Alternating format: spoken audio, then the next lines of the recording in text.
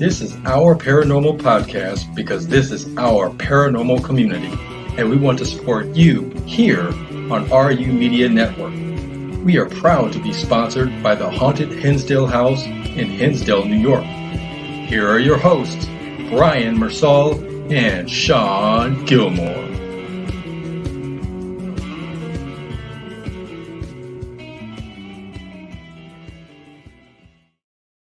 What's up, everybody? And that is why I used the thumbnail to cover our faces, in case a little glitch like that happens, so you don't see us staring at the monitors looking at But Brian's not here today, guys. He's off in a cabin in the woods somewhere. While he's out enjoying himself, we're gonna try to be like Ash. Right? But he's gonna be in that cabin in the woods where they have to save the world. Yeah, and he gets a chainsaw hand. Yes. Hell yeah. Oh yeah, man! And tonight's gonna be a blast, man. We're gonna watch an awesome documentary. Man, how many awards did you guys win? 22. 22. Yep.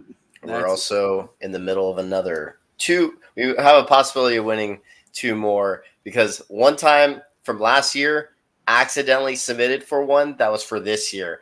I was trying to submit it for last year. And so we have another one coming up. And then we got resubmitted for an all-year one. So some of them are monthly film festivals and some are annual film festivals. Well, we got submitted for the annual one because they liked ours, and we won awards for that month. Apparently, they liked it enough to make it to this we're in the finals already to the next film festival for the annual one right now. And here's one of 22. Yeah, one of 22.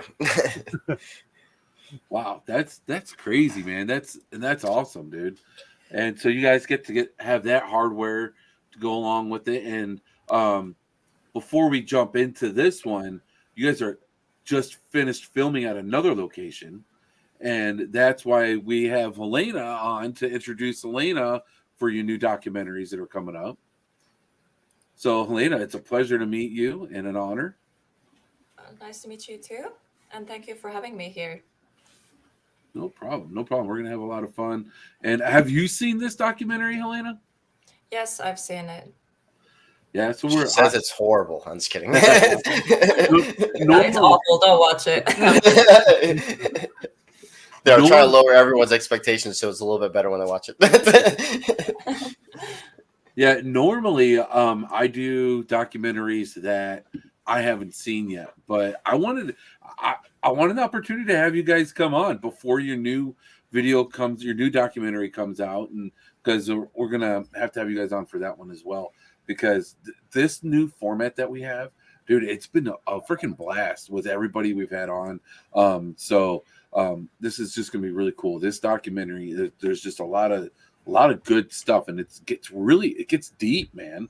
I can't wait to hear what you guys hear some more of the behind the scenes stuff, and hear some more of the commentary on what really happened. Not what really happened, but because you can only fit so much in a video, right? And so true. So much gets cut out, and so this always ends up being so much fun. So thanks for doing this with us. Yeah, actually, I've always wanted to do this, like a live commentary. So I was like, this is the perfect time. And I was like, we're doing it on Our Paranormal podcast, so why not just stream it onto the YouTube channel too?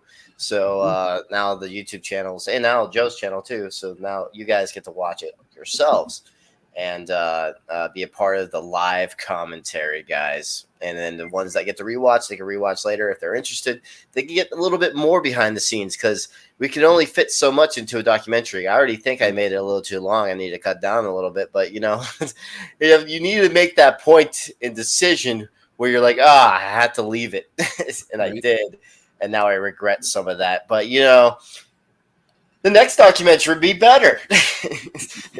So.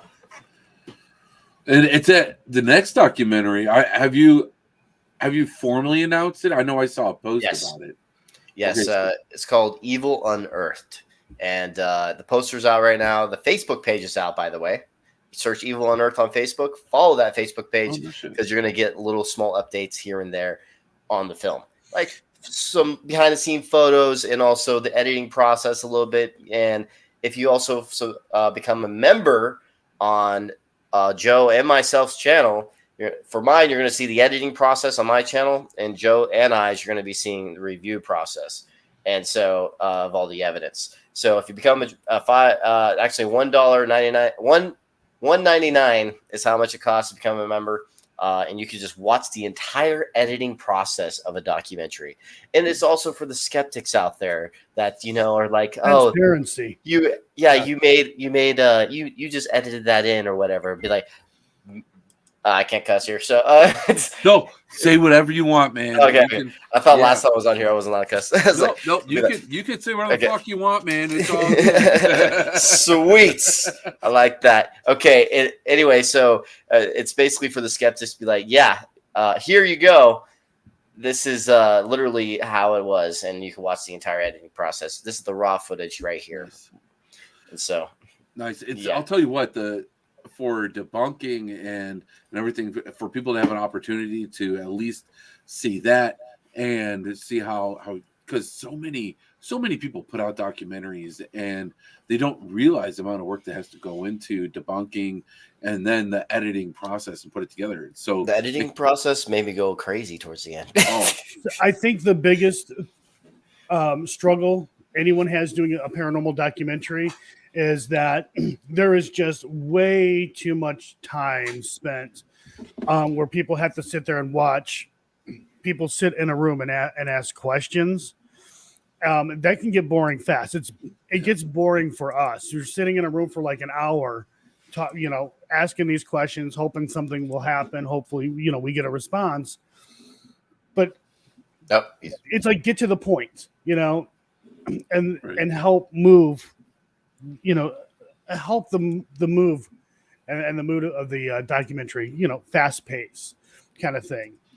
So when I watched a lot of documentaries out there, and I'm not knocking anyone, I love the fact that they're doing what they're doing. It's too freaking slow. It's way too slow. Ours has some moments too. I feel like it's too slow. That's true. That's the trick, though, especially when you're creating a long documentary. What are you going to do to keep everyone's attention? At some point in time, it has to go past just the changing the camera angles and moving. So you got to find the content to keep people interested in the background music and there's so many things that people don't think of. So it's not just the camera angles moving and switching, and you have to have the music. You have to have the something interesting going on, right? People get bored. Everyone has ADHD nowadays, right? So, and especially with social media, it's everyone's attention span is so short, and I think that you guys do a great job with that. So, what? I'm sorry. Keep going. I was making a joke on that. Never mind. So yeah, you're right. Definitely, I have bad ADHD or ADD, whatever it is, and it's a problem, and I'm also OCD as hell, and you could tell when whoever watches me edit sees that. And so and he's not a clean OCD kind of person either. Believe me, I know. No, I am just OCD about everything. I'm very passionate in. Oh, that's not true. I'm OCD about other things too. Like if something's crooked on the wall, it would annoy the crap out of me. If something, if I get OCD of my own hair, I see a curl pop up, I'm like, drives me insane. And then so it's like every small thing, it's OCD with me. There's some comments happening right now, and I just wanted to say hello to everyone. There are a lot of comments happening, which is awesome, man. So.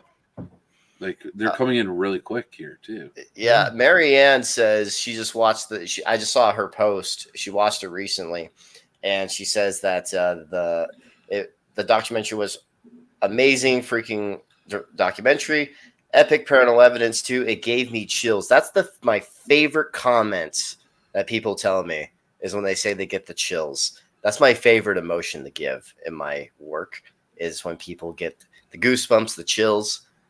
And I love that. Well, definitely. I mean, that's when people are really feeling it, for sure. Yeah. That's Sound design, music, every Yeah. choice. I think that's something that is missing with documentaries of this type, and even television shows. Oh yeah. You don't get that connection, right? You don't get emotionally invested into it. It's like, hey, we're here. This is what we're gonna do. The end. Whereas we want to try to get people emotionally invested, not necessarily in us, but what's going on around us, the location or spirits or whatever. Yeah. So definitely.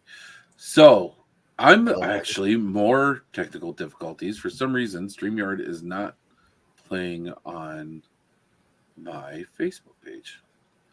uh-oh.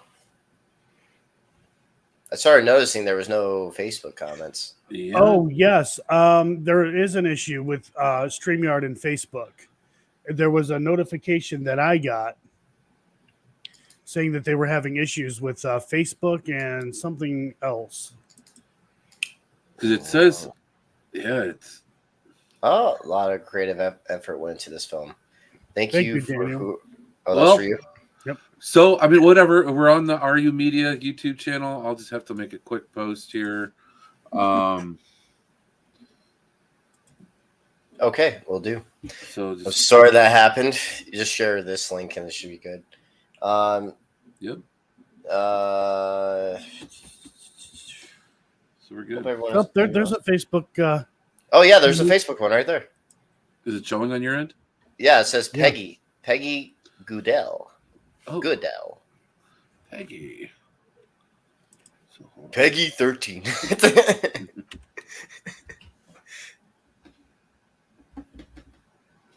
Wow. I don't know. That's weird. Okay. Well, hi, Peggy. Thanks. So it is on Facebook somewhere. I'm not going to mess with it anymore because it's now just annoying. So, man, you guys want to get into this? Yeah. Is there anything you guys want to explain before I start the intro? Sure. So Joe and I were wanting to do a documentary. Joe was the one that came to me first when it came to doing a documentary, but it didn't work out at the location we were trying to do it at, which was the Benton Farmhouse. Didn't really get anything. So it was basically YouTube content for Joe. This is before I was doing vlogs, so it wasn't content for me yet. The only strange thing that happened there when we were there was I went outside to have a cigarette, and I was greeted with the fire department, the police department, ambulance, and I'm like, what the hell's going on here? I reported your murder, Joe. It was that close. I'm just kidding. And they said that they got a 911 call saying somebody needed help, and they triangulated to our position. Really? Yeah. It was weird. That's super weird. I wish that was filmed. And then hello, Princess Gary. Hello, Harley. Hello, Punksy. Hello, Mike B. Hello, Ron. Hey, Ron. Hello, Dantex. Oh, hello, Helena. She's saying her. Hello, everyone. Yep, she's right there, guys, in the comments too. Clifton Bowen and Marianne Sharon. History and Headlines. That's a cool name. Well, interesting. So, Daniel. He's actually a college professor, history and headlines. Oh, man. Yeah. Well, what kind of college professor? And what kind of history? I met him through... it says history in it. But yeah. I met him at where he was when he was professor at John Carroll University in Cleveland, Ohio, through my co-host team I don't know. So we went there when I was with Ectovision and presented for the paranormal club that they had at the college, and we've been friends since. So. Yeah, that's kind of the short version of that story. But now he's I can't remember what school he's a professor for now. But that's where we met. So that's awesome. Yeah.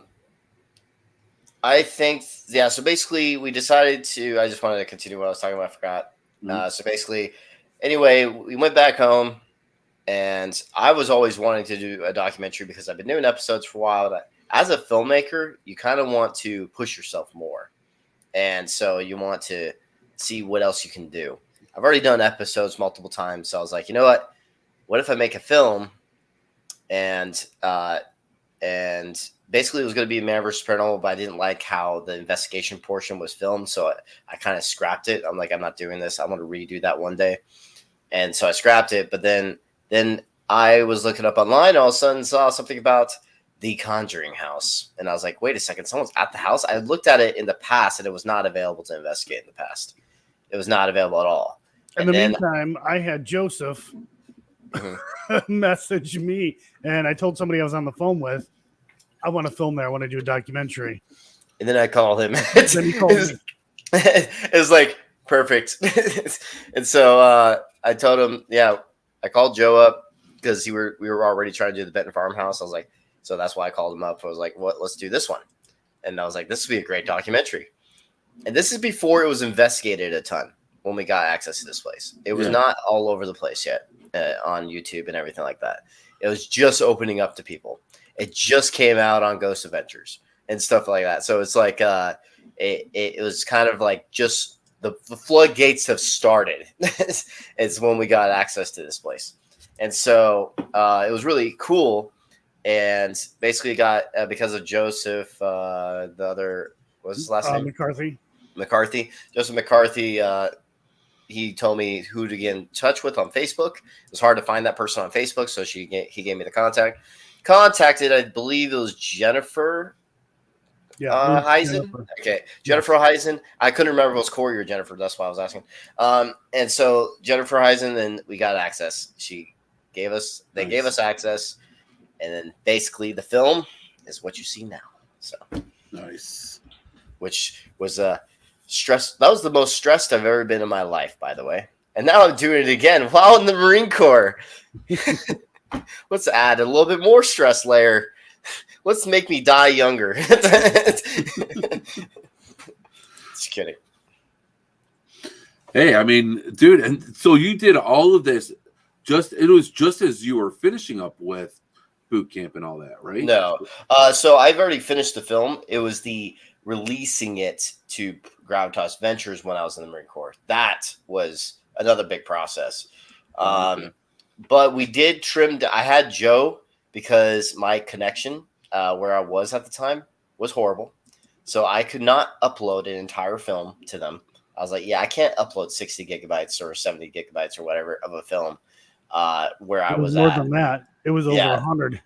Yeah. So I was like, I can't do that. So I told Joe, you're going to have to make these small adjustments for me. And then I basically just watched him on StreamYard and say made little minuscule adjustments that I was asking for, and he did it for me. So if it wasn't for Joe, this wouldn't be in Gravitas Ventures' hands, because I was like really trying to I was in a situation, I was in a squad bay with no internet.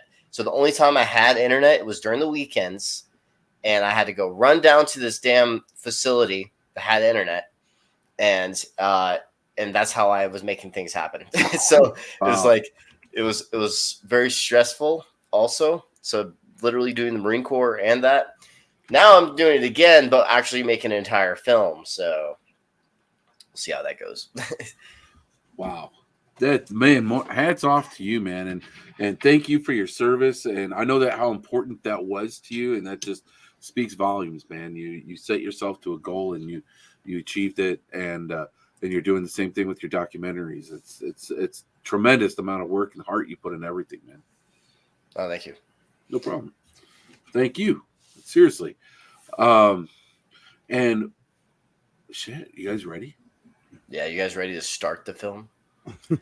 Let's just say, so we're doing commentary on this, so we'll try and talk a bit over it. If you guys want to watch the movie with no commentary, it's on Amazon Prime. If you have a Prime membership, it's free right now for you, so you can watch it on Prime for free. Or there's Tubi, but I don't like Tubi's quality. It looks like 480p to me. It's bad. And so it's very pixelated crap. But there's Vudu that's also free with ads. So if you want to watch on there, I think the quality's better for if you want it completely free. Or you become a YouTube member.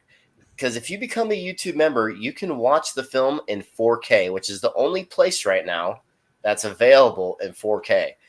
And so Gravitas Ventures did not release the film in 4K. It's only in 1080p. So YouTube members, it's $5 a month. You also get a lot of other things. So it's not just the film.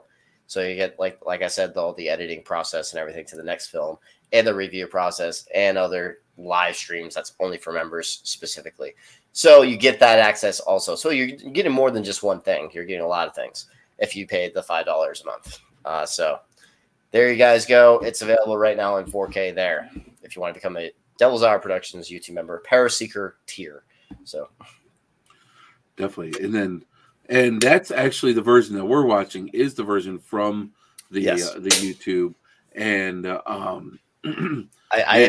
I put it to unlisted just for the stream. It'll be going back to members right after this, though. so yeah. I like your Deadlight shirt, by the way, Shawn. Why, thank you. Yeah, Deadlights. Hell yeah, Deadlight. Yeah. Our sponsor. He's amazing. Josh Bender is amazing. Deadlights are amazing. We name drop them often.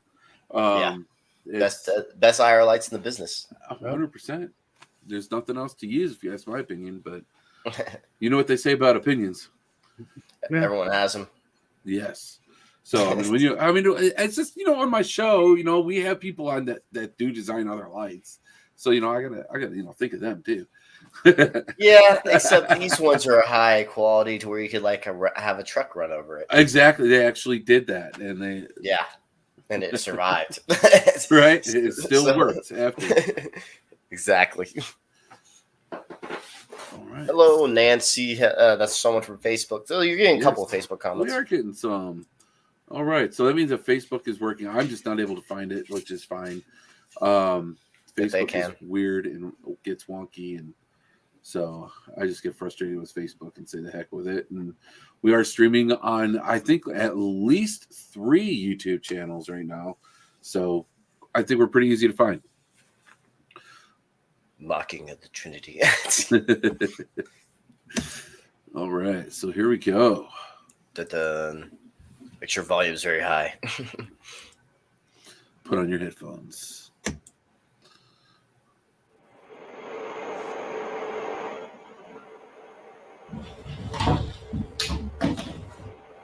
Yo, you all right?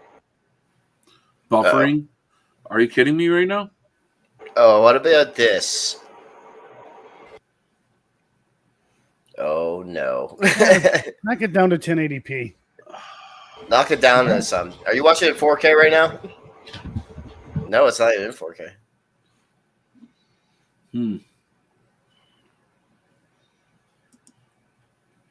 Yeah. It's in 360p, Joe. Wow. What happens if we turn it up to 1080? No. So, yeah, I usually put it down pretty low for the show because I don't want to run into buffering issues. Yeah. So, fun. Okay. Let's see. Let's try it again.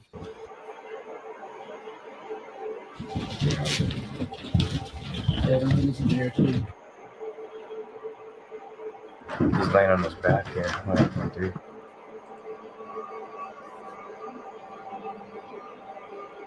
So yeah, guys, I wanted to grab your attention in this part. So like get you interested, invested, and that's why I kind of started like this.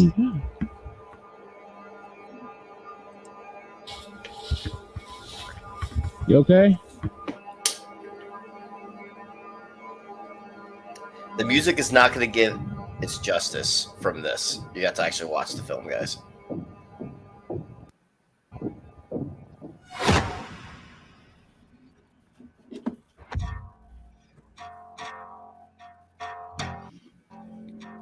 Kind of a call out to The Conjuring.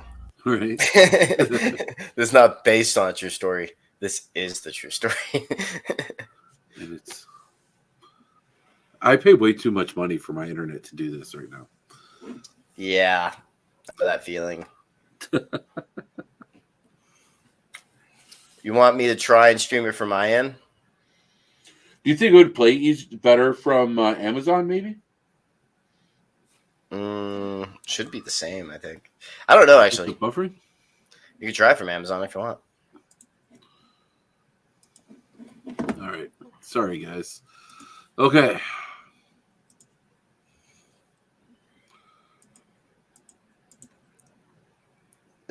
Dark Corrupt is saying that, hey guys, me and my wife are watching the documentary for the first time now. Awesome.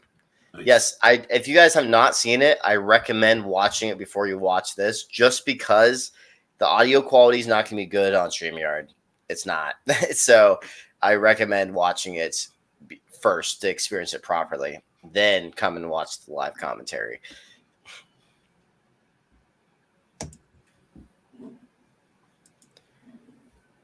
Because a big part of this movie, this film, is the music and sound design. There's a big factor to that.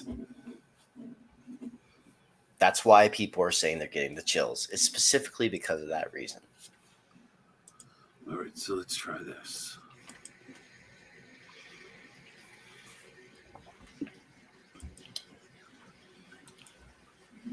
Hello.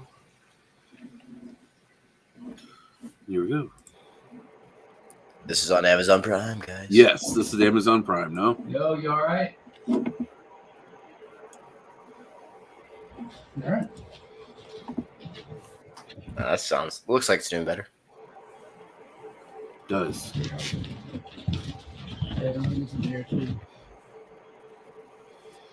laying on his back here. Dude.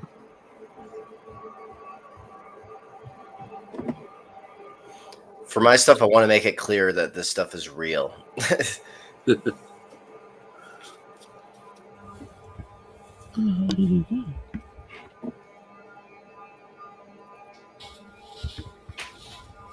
okay? Except you should watch it after. It will not be the same experience, trust me.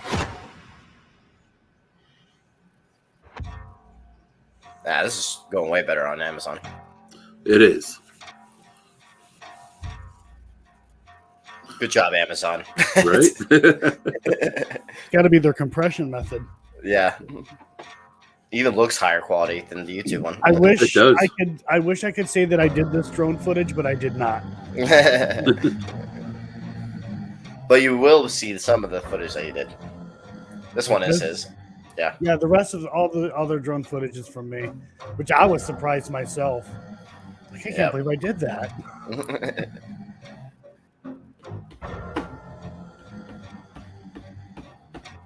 This next intro for the next movie, guys, way creepier. I was just about to say you're really good at making things creepy as hell. Why, thank you. I'll take that as a huge compliment of mine. I love that shot. Me too. Yeah, people don't realize how much work goes into B-roll. People don't realize how much work it takes just to do this editing. Right. 400 hours took this film. About 400 hours of editing. Really? Yeah, And that's without after the filming. that's after the filming. So it's not the. How many hours were you guys at this location? We had 2 days. Three. Because we were there for 2 days and we came back. Oh yeah, the first time. Then I was gonna say, then we went back. Yeah. Is that a spoiler? Kind of. No, it's not really a spoiler. It doesn't really give too much away. Right, I know. We went back to try to debunk Yeah. and see if we could capture anything else. So I mean, even our second return there, it's in this documentary. Yeah. And Joe, aren't you like in Vegas? Isn't it like a long trip for you? Yeah. No. So I'm back in Tennessee. Oh, really? Oh, Yeah. yeah. So, I thought you were saying, were you in Vegas? Yeah, never mind. No. So Matt drove down to Tennessee because we were going to drive up there together. And it was like a 13-hour drive or something like that. and we only got like 2-3 hours of sleep. We were just so like, oh my god, we're going to the Conjuring house. I just want to make a comment about that intro. That music was a little bit changed. I made it pitch a little bit deeper. Like the pitch is deeper because I thought it just sounded a little bit. I thought it sounded better when it was like deeper, and so that's a little small thing. So if you go find the original song, it doesn't sound exactly the same. Okay. Nice.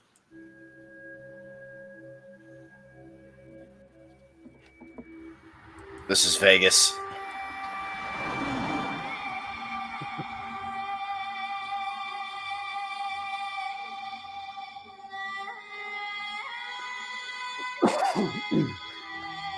I am a fan of all types of music.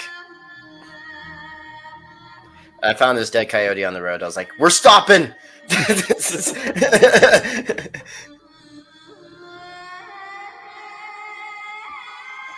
God, I feel like I've seen this 1,000 times already. I know, right?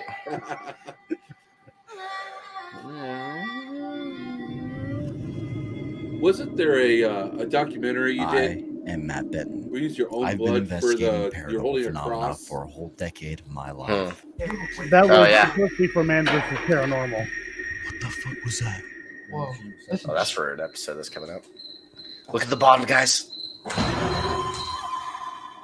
So cool. It all started with my experience at the old Washoe Club. I was only 16 years old.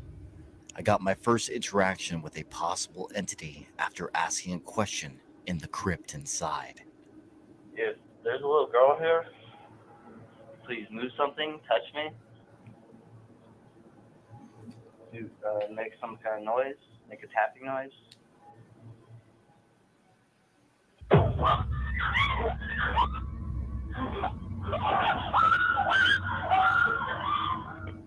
A piece of brick was thrown. Still have that piece of brick. That day, I discovered you can get a response back from your questions, and I was hooked. Having that interaction literally changed my life. In the museum. Since then, I've been traveling the country looking for the most active paranormal locations. Hail Spartan! documenting my findings. That was my stomping ground for a while. Here's some foreshadowing. And presenting them on my YouTube channel, Devil's Hour Productions. Every paranormal investigator is looking for that next level of paranormal activity, that holy grail location. And like blocked out that window. That was a big one. July 19th, 2013. The only thing I The Hollywood changed, film Princess Scary, is the hat. took the world by storm. A critically acclaimed Oh, and I also shaved, based but on that's the because of the haunting Marine Corps. of the Harrisville I'm Farmhouse gonna keep it though. through the perspectives of the Perrin family, including Ed and Lorraine Warren. Every investigator has heard about the Warrens. They are pioneers of the paranormal. That's probably the worst thing we have in this whole museum. That Raggedy Ann doll was given to a nurse in 1970 by her mother as a Christmas present. I have researched some of their cases, and one of them was the Harrisville Farmhouse. The kind of activity they reported having there is what I would call next level. So that we would then leave the house, evaluate our findings, and decide what it is. I really love how I did this edit. If indeed there was anything that we could do to help. Transition. In this case, I do not believe that any exorcism, any ritual of a religious nature, or anyone could ever clear that home of the very negative spirits which are involved in it. We have both human and inhuman spirits in this home, which are bringing about these destructive acts. You're right, Marianne. I'm just more of a dork. This farmhouse piqued my interest. Is this house truly that next level location? I really wanted to investigate the extraordinary claims After Effects. of levitation, possession, apparitions, and physical attacks. So pause this for a second. Okay, so for this sequence, there's actually two versions. We came up with I came up with this version because basically we're trying to get around the rights of using footage from the film. Technically, you can if you are doing like voiceover over it and stuff like that, and you're basically using the fair use rights and stuff like that. But just to be extra safe, I decided to just use photos instead of actual shots from the film. And so, but I still want it to be cool. And this actually turned out, in my opinion, better than the other one. And so there's a director's cut out there that's not released, but that other version had like a little bit, this part was a little bit longer and everything. And so it actually just showed parts of the film. But yeah, so this turned out good too, though, I think. I think this is great. Did you have to get special permissions to use these images, or? No, because I tried to look into that. Yeah, I think. Good luck. There was a news thing too. We were trying to get permission to use that. We never heard back from them. Yeah, we never heard back from them, so I had to take that out too. So yeah, it was very different, the editing, but I worked around it, and it actually, I think, turned out better that things were done. So after things were finished. I think it turned out great. So I just didn't know how permissions and things were. I always get worried about using certain things. There's fair use stuff, so you have to actually be talking about it, or especially for documentaries that you have a lot more leeway. I will say though that at the end of the day, even if you believe it's being used in a fair use way, and we'll use YouTube for an example. YouTube says, well, this is what we consider fair use. That's what they consider. However, at the end of the day, if somebody takes you to court over it, it's going to ultimately be up to the court. Right. Yeah. So I don't think Warner Brothers cares about a small filmmaker. So it's literally just images from the film. So it's a lot less getting there to the bad stuff. So. And you give the credit in the photos. So. Oh yeah, I even put Warner Brothers in the corner, and I put The Conjuring on the left side, so people know. So it's giving them full credit. Definitely. All right. I always find that kind of stuff fascinating, and we get a lot of people watching who do create their own stuff. So all this is helpful information. Also, for the next documentary, I'm happy I don't have to deal with any of that crap. Maybe with new stuff, because I do have some ideas for new stuff, because there's a lot of news on the house that we did. But we'll see how that works out. I'm really curious to see what you guys do with this, with the Monroe House, that place. I've been there 5 times now. You got good stuff there. Actually, you want to be a part of that film, because I think you got some good enough stuff that we could add to the film. We're thinking about making a big post about the Monroe House. Anyone has good evidence on the Monroe House, we might feature it in the film and give you credit for it. And so if you're interested, because I did see some things from you, I think I need to go back and watch it, but it was when you were part of Ectovision. Oh, we got Ectovision. We were there. We got some good disembodied voices. We got a lot of good stuff. Yeah, so definitely could be interested in adding some, and I could talk to you about that after all this. So. All right, yeah, for sure. All right. At the time, however, whoa, that's so cool. House owner was so not allowing Amazon shows who's showing on camera right now. 2019, I discovered that move the mouse around. Corey and Jennifer Heisen had purchased property. Wait, Ed Warren's there though. No, This gave me hope of getting access to film a documentary at the infamous. I wonder if it'll say Joe Vitale's ass. God. That should just be your profile photo on IMDb. There it is. Yeah. And runs his own. That's cool. I never knew that they did that. Oh, they're doing X-ray vision. He was That's wanting cool. to investigate the property as much as I did, so we agreed to film there together as soon as possible. I got in contact with the Heisens, and they gave us permission and the dates we could film there. We were all set, except my team could not make it due to personal reasons. So we decided to gather a team of 4 paranormal YouTubers. Joe and I, Billy Cook from Paranormal Pursuit, and Eric Connor from Epic Paranormal TV. The 4 of us have very different styles of investigation. This is at the Joe Nickerson is very Speedhouse. old school in the ways of paranormal. And that's when Matt and I were at Billy is the more grounded one. South Pittsburgh Hospital. Eric is very energetic and spiritual, the 100% believer. I never met But Eric. Sam, He the seems more like he'd be a scientific-minded really investigator fun person of to the investigate. team. He I is put a lot of myself freaking in fun. dangerous situations. March 16th, 2020. So yeah, 2020. This is pause it for a sec. Ugh. Okay, so this is what? That's Eric Connor's photo. They literally just grabbed images from the film. That's interesting. That's funny. Okay. Anyway, if I click on it, hold on. Oh, look at that! You get a whole little thing. Matt Benton is an award-winning document. Oh, yeah. I think it shows it shows Evil on Earth on the corner right there. This is all from Amazon. This is pretty cool. That's cool. Right on. Oh, damn it. I'm on my other YouTube channel. Whoops. So on our way there was a pandemic happening. Well, not just when we were on our way there, but the whole pandemic thing was happening. And when we got there, was a few hours later or something like that? Everything, we got these alerts on our phones.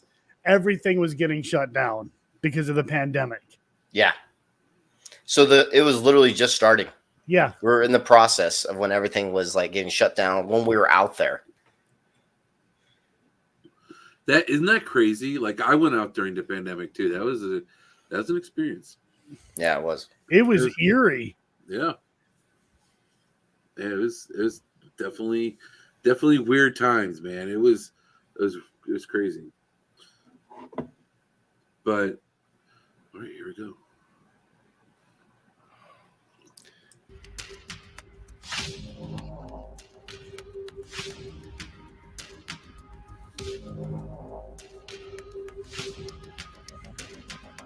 Oh, we were dead ass tired. A couple hours of sleep and like 13-hour drive. Yeah, that was a long I'm in drive. Massachusetts. For the first time in my life, I'm in Massachusetts, and I'm on the way to our location, to the Conjuring house, the real Conjuring house. This is the house where the events of the Conjuring movie 1 took place. This is the place where Ed and Lorraine Warren investigated. So I'm on my way to meet up with Matt, Joe, and Billy. They're already at the location, to my knowledge. So I'll be arriving there shortly. I'm very excited. Like I said, I've never even been in the state. I've never been this far north. And I've never been to this location. And I've also never investigated with Matt or with Billy. We've all talked online, plenty, but this will be our first time investigating a location together. And we've got 2 days. We got 2 days and 2 nights. We got it all. It's gonna be lit. So let's go. Let's get it. My heart's beating a little bit racing here. I did my homework on this location. So I know the potential of what we might be walking into. The day has finally come where we set foot on the Harrisville Farmhouse property for the very first time. Voiceover wasn't that bad. I think we wanted to. Every investigator knows that feeling when you first pull up to the location and the buildings just coming over the horizon, man. And you feel the energy of that location. Man, you captured that, I think, as much as you possibly can on film. That was really cool. So thank you. Cover the real That's actually Eric that history and contacted experiences of the house. So we interviewed Keith and Carl Johnson, the first paranormal investigators I love those shots. and demonologists to ever investigate the house. Next, we interviewed Corey Heisen. I went straight to the music. These are like the small fucking details only like OCD also a people paranormal like me investigator. and He other people probably. investigated the house the But longest like, and lived there for listen 9 to months music with the the entire Heisels as time. a caretaker. I'm editing things to the Lastly, music all the Andrea time. Perrin Just was him a looking up She was to the music. experienced this dysfunction Like, firsthand for 10 I'm years just on saying. the property. Her story it's- is the reason why we are here. That kind of led you on a path that you finally were able to come to this house. What brought you to this house? It was in the early forever to fix that audio. 1973, actually. And I was part of an organization. My brother and I, my brother Carl, were members of PIRO, based at Rhode Island College, Parapsychological Investigation and Research Organization. He actually said his And own like I name said, wrong. the Because internet if you go look it up, how do I get it's the parapsychology, it word out says. that we do investigations Nice. free of charge? So I just illustrated a little ad myself, put it in a local newspaper, and I've it was known 3 of weeks Keith and Carl later, Johnson to the at, like, day actually, back in the that, 90s, it was answered by and to actually Mrs. be able to meet Carolyn them Perrin was in awesome. Harrisville, Rhode Island. Yeah, it was cool to investigate And with them she when we said she came had to the moved premiere of in this a film. couple of years ago to a house that was built in 1736. And things were 1736, happening that guys. were That's one becoming hell of an very old house. terrifying, Yeah, it downright is. terrifying. And she was My house was wondering built if in we could 1918. come and check out her Yeah. situation. Logic That's tells old. you Yeah. that This is another part. something is immaterial, that there's a shadow, there's a mist, that's a wind that passes by you and lifts your hair. Cannot really hurt you. I still feel threatened. I feel threatened. As soon as we arrived on the property, we felt almost like a barrier. It was like a barrier when we stepped out of the car. The atmosphere was very different. I mean, a nice family, the Perrin family, very nice people, all American I love the family. sound design. Yet the property and the house itself, you really felt that something was kind of wrong. It was like a very, very negative energy we sensed. And I believed it to not be a human spirit. I believed it to be an inhuman spirit, a demon, if you will. So Carolyn Perrin was most affected by this, whatever the house had. That She shot's would so awaken good. with scratches on her arms and torso. And she was visibly shrinking. She was losing weight rapidly. That's a cool so it was transition. affecting her profoundly. Yeah. A coat hanger came down. I thought this was a cool from the transition rack. at the end of this I shot. didn't bump it. I didn't touch it. I wasn't near it. I was bending over at the time. Came down off the rack. And I started added pounding this sound me on the effect head too. 6 or 8 times. I needed, and we had seen things. We had seen my mother under attack in the closet downstairs off the bathroom, beaten inexplicably with a wooden coat hanger after stepping out of the shower, and she started screaming, and we all ran in to see. Matt, what was when will the wrong with next Mom, documentary come out? including our neighbor. We have We're no shooting set- for Fire October. escape. Yeah, Time we're frame. shooting for And she October, saw but it there's too no and official never date. came back to There's the no house. official date. But you know, my mother was attacked physically a number of times. Have you met the parents? Yes, we've been able to meet all the parents except for Carolyn. Carolyn refuses to come back up here. And there was a sister that passed away a few years ago, unfortunately, that we weren't able to meet. Yeah, they had them all up here a few months ago. And that was, you could tell, like, you can tell when somebody's been through something. And they had certainly been through something. Mr. McEachern, who was a historian in his 90s, when we moved there, he came and introduced himself to my mother and our family. The spirit that was haunting my mother clearly had a broken neck, hanging literally off the side of her dress. And Mr. McEachern. So if you pause that for a second. I was just going to say that too. So because this was actually a drawing literally after the Perrin family left, and it became a daycare center. It says in the text, but I feel like a lot of people just don't read the text sometimes, so I'm just saying it now. But a lot of so this was a drawing of the crooked neck lady after the parents already left. They weren't even a part of the house anymore, and it was a daycare center. And this is the little kid that drew that, and they reported seeing a crooked neck lady from the Perrin family, from the little kids, and a couple adults also have seen the crooked neck lady. Right. Wow. I mean, it is weird. So the people who bought the house after the Perrin, yeah, she ran the daycare, and it's weird that a kid drew that picture of a crooked neck lady and knows nothing of the story. Yeah. I mean, that's amazing. And Yeah. we were talking about, I'm not going to name her, but we were talking about interviewing the previous owner to Corey and Jennifer. But her stories doesn't line up. Yeah, it went from it's not haunted to oh yes, I've experienced that too, and it's like yeah, I don't trust her. Yeah. Hello there. Tanya is in here. She helped with some of the voiceover writing. So I wrote up the voiceover and I sent it to her and she like corrected it basically to make it sound a little bit better. So, because I'm not a writer. Yeah, Darren, I'm sorry. I meant to reach out to John. Sorry, guys, to interrupt. I wasn't able to make it to the Paracon today. Family stuff, but I'll be. Yeah, he decided to skip it just for the documentary. I'm just kidding. He should have went to the Paracon. I know. I know. I'm joking. Arnold and their farmhand took her body down and moved her into the house so that she would be able to be buried in the family plot in the cemetery rather than being excluded because she had taken her own life. Carolyn Perrin did have a very disturbing experience in her bedroom where one morning, it was shortly after our first visit, it was about 5:15 in the morning, she woke up and there was something in her room. She smelled the scent of sulfur and decay mingled. There was something even fizzling for a moment on her dresser, some kind of light. But then she looked over and there's this, it's very difficult to describe what she saw, some kind of monstrosity and vaguely in the shape of a female apparition wearing a long gray dress, but the head was cocked to one side on the shoulder as if the neck had been broken. And it began chanting to her, I'll drive you mad with fiery brooms. I'll drive you mad with death and gloom. I'll drive you out, but it will be too late. You'll be dead.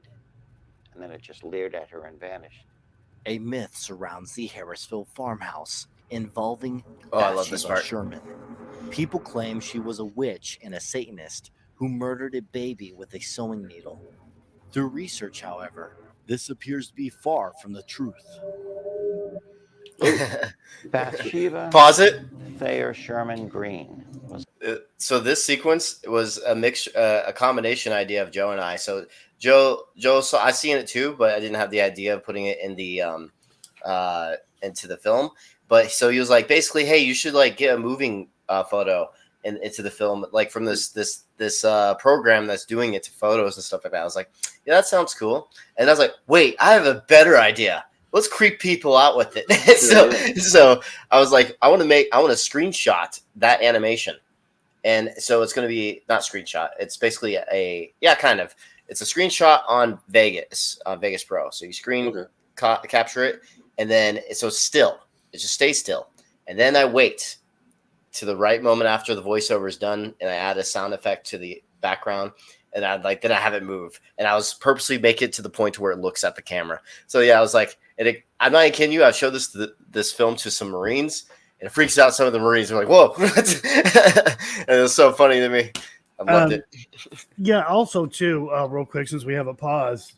So I dug pretty deep. I went down a rabbit hole with Bathsheba Sherman, and I always knew for a long time, anyways, that it wasn't true.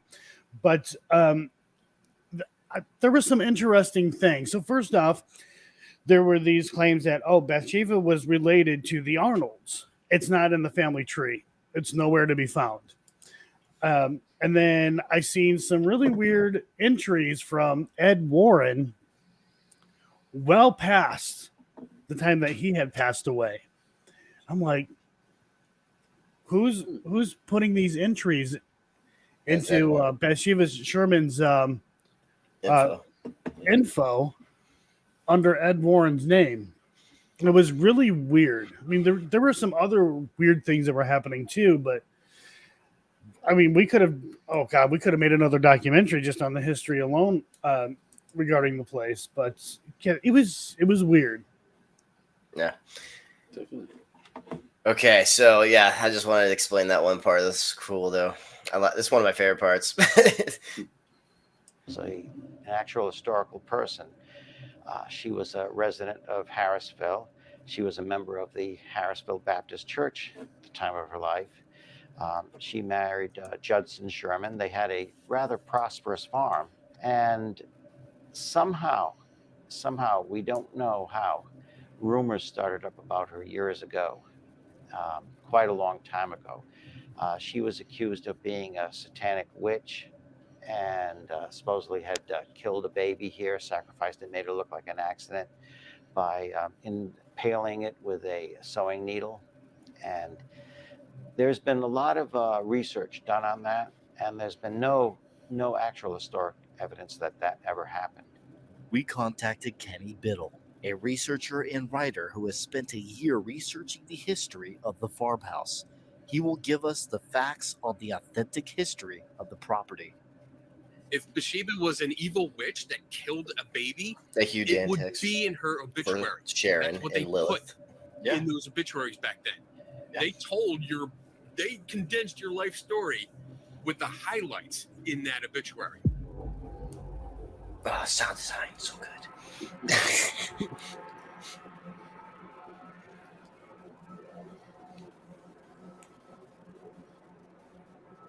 So I guarantee, without a doubt, if she had murdered a baby, it would be in that obituary.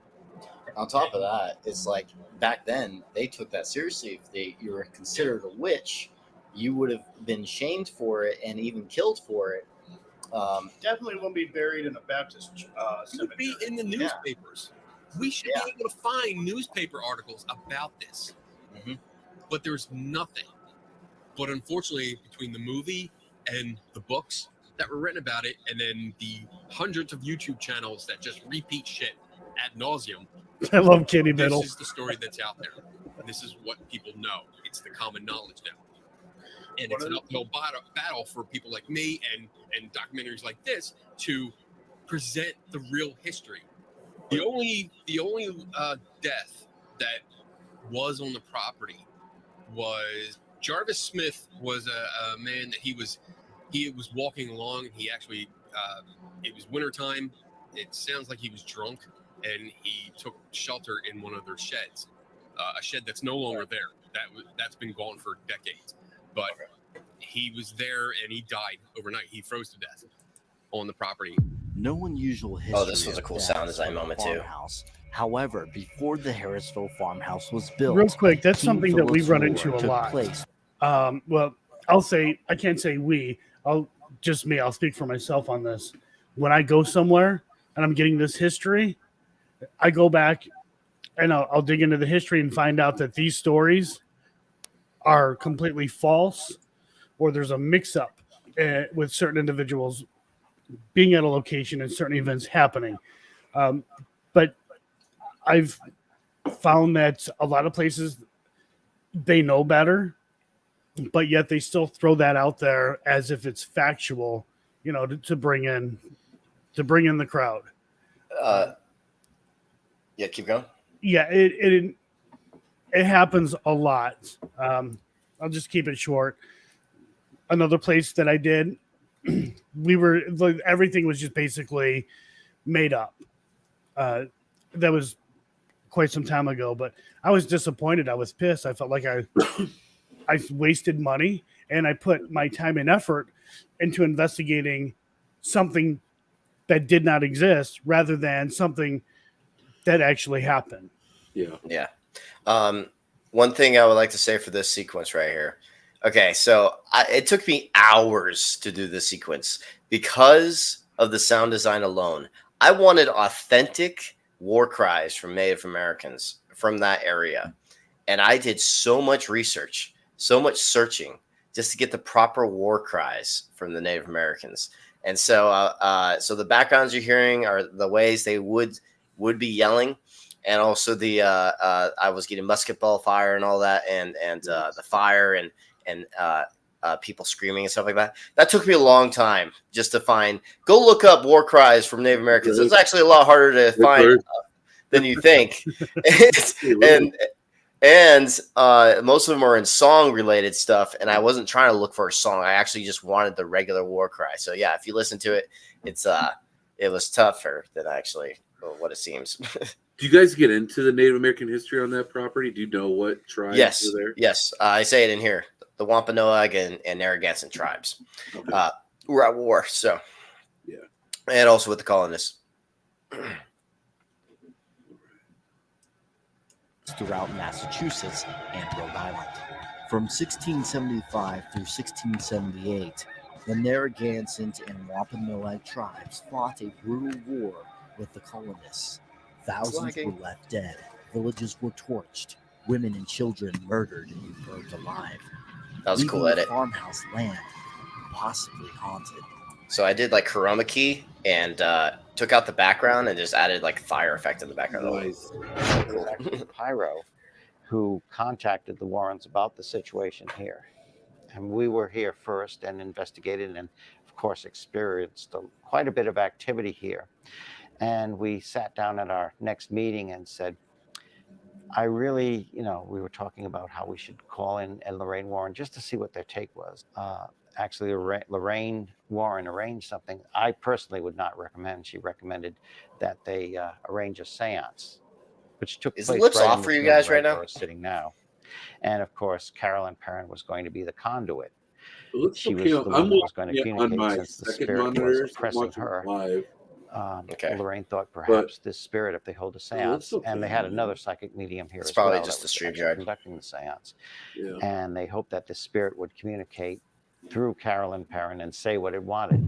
My father didn't want to have anything to do with it. He strenuously objected to the ritual going forward.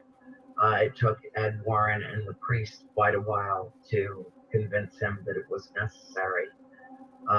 And then the medium started conjuring the spirits. That's where the name of the film came from. And in the process of doing that, she collapsed unconscious on the table. The table rose up. It came back down on the floor. My mother started howling like a banshee, started speaking in a language that does not exist on this earth. The chair that she was in raised up off the floor. And in a split second, she and the chair were tossed from the middle of the dining room into the middle of the parlor. Literally thrown off the chair halfway across the room, wound up crumpled on the floor. To all appearances, she was dead. She wasn't showing any life signs at all. And of course, sounds very Conjuring like this sound design in the background. Like Meanwhile, with trumpets. Warren advised me, you really shouldn't touch the possessed at this point. And that's where Roger lost it. He dismissed the Warrens very, very adamantly. Actually, literally threw Ed out of the house and punched him in the face. Punched him in the face. Involvement in this case. And everyone present. And they made it look like they were the heroes of the film. And everyone present in that house, he thought she had died. It was a nightmare. It was the worst moments of my life. That shouldn't have even happened. Oh, I love that sound design. Have you had anybody scared to investigate after coming here?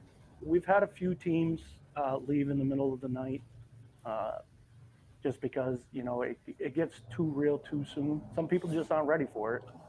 I heard pause it for a second. It's going to be one of those run-of-the-mill, hauntings. And so the whole process for editing these interviews and keeping it somewhat entertaining the entire time was like, I went from each person and I wanted them to, when they're discussing similar subjects, I kept them together, but I didn't want it to be one person I was talking to, Billy was talking to, and then just that one person the entire time. I wanted to go back and forth to people with similar experiences or similar things we're talking about on the same subjects. And it just kept it more entertaining because you're talking to different people. It's jumping to different person instead of just talking to one person the entire time.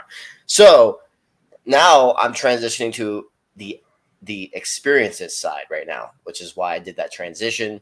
And now it's him talking about what happens to investigators, then bam, I go into experiences instead of history now. So there you go. I just wanted to give a little quick talk about that. Nice. In the editing process. So hey, like I said, it's always good to hear that process. There's a lot of hard workers out there in the This is the commentary, so I'm trying to commentate. Yeah, no, it's good. Yeah, hear you out there. A lot of hard work goes into doing all this. Oh yeah, insane. This sequence, it kind of it has its own build up naturally. So it's he's hearing something, he doesn't know what's going on. Yeah, this is a good piece right here. Yeah. Oh, fuck. Holy fuck. It's fucking scary.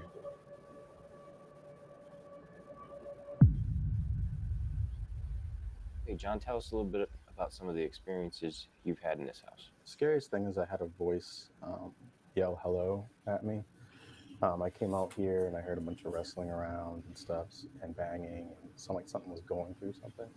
So I just kind of quietly walked back, got my phone, started recording, and then I heard a girl say hello out loud, which kind of startled me.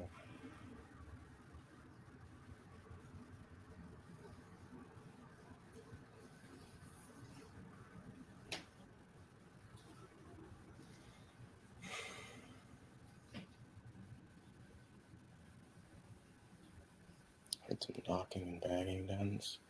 I walked through a minute ago, so I thought I'd just grab my camera. There's a car going by.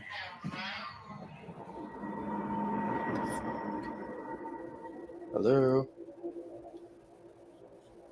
So, pause it.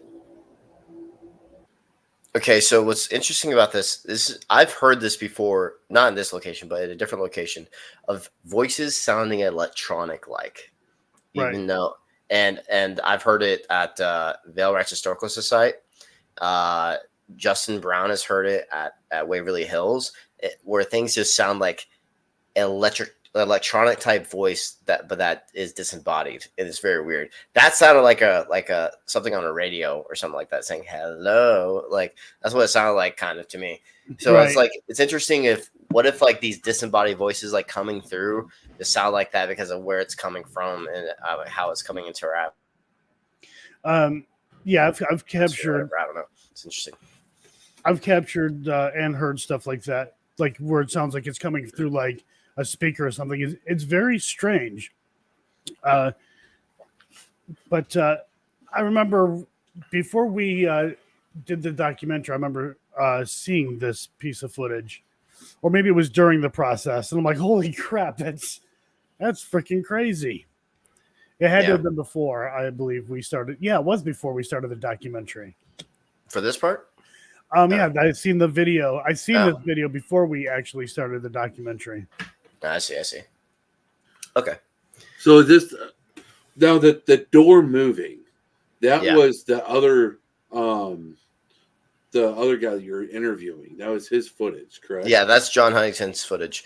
I also want to say this because we've been slandered for something of his and stuff like that. I was like, first off, this is not our evidence. So if any of you guys think it's fake, it's not ours. We don't know. And I'm not, and also we're just going by what we believe that it's possibly real. So that's from our point of view. We think it's real, but we're not 100%. We're not the ones that did the investigation. He's not a part of our team. So I just want to mention that because there's a part about the DR60 saying something. Some people think it's been faked, but I don't think it is because I know the DR60. I know what sound it makes when it's slowed down. It's just the DR60. It slows the voices down. It's kind of stupid and it sounds different. You cannot match the sound. Setting. Yeah, it's a setting on there. And so that I think is false, what people are saying about it. And then also for this sequence too, I don't have any evidence either way. So I don't really know. But this is just we're just sharing other people's what they've captured and what they think is real. We're not claiming it's real. Everything we're claiming is real is what we captured. So that's because we were there for it and to validate it, basically. Right. Just want to put that out there. Hello, Debbie.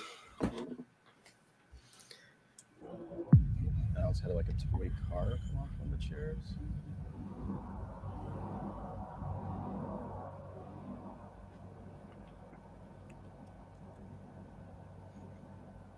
This also scared some people because the sound effects allowed.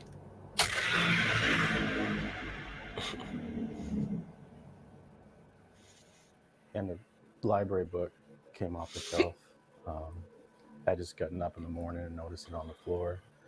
And I came back and asked Bill, if, did you see was there a book on the floor yesterday? We reviewed the tape, and sure enough, it just came right off the shelf. See, Justin Brown's in here. Hey, Justin, I haven't talked to you in a while. What kind of tools, investigator-wise, have you had success with? We had a DR-16 here a few weeks ago and got some pretty crazy stuff. All right, I'm just gonna ask who was here with us because this is crazy. All right, you ready, guys? My favorite part right here. I know, it's funny. That's cool. Okay, let me delete that one. I'm not a fan of the DR60 at all, but this one had some good voice tone to it. So I was like, this is interesting. Here with us.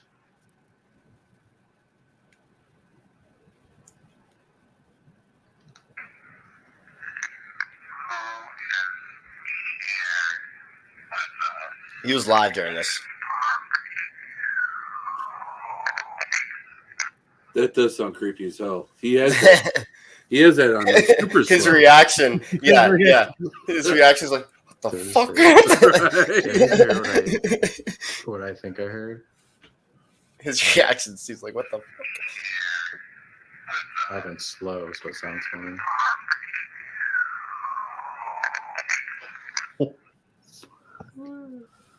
Oh, something's not happy, guys. Something is not happy. Justin Brown.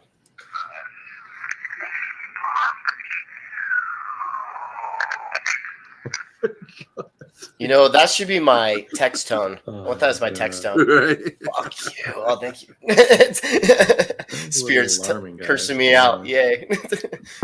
I almost wanted to say it was commonplace to see things move on their own.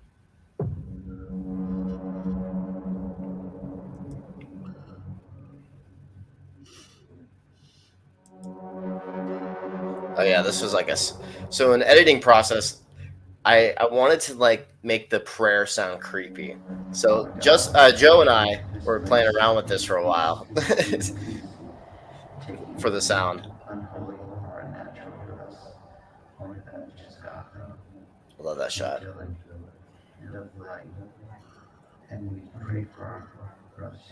Yeah, I did all right, B-roll. No danger as they explore the wonders of creation. We pray this in your holy name. Amen. Amen. Wow. Night one. You know what we forgot to bring up when we were interviewing one of the Johnsons? Pause it for a second. Matt and I did hear a disembodied voice, but it didn't make it into the documentary. We had an extra recorder set up because they were going to let us hear some of the EVPs that they had captured, which again, we weren't in this. It wasn't loud enough. And we had to make sure that things are clear enough to go through different devices, TVs, phones, and such. But I mean, it was pretty cool. We could hear it clear as day. Yeah. It was basically, we were like, what was that? I straight up heard a whisper in the room with us. And it was captured. It was just not loud enough. It was because this is going on television, like streaming services, right? So you wanted to be presented well and heard very well. And so I was like, yeah, it's not good enough for that reason. It's the only people that are going to maybe think of some of it is the people that have their headphones on or are paranormal enthusiasts that are able to listen for that type of stuff more. So I did not put it in for that reason. 1 second. I want to go pee real quick, and I'll be right back.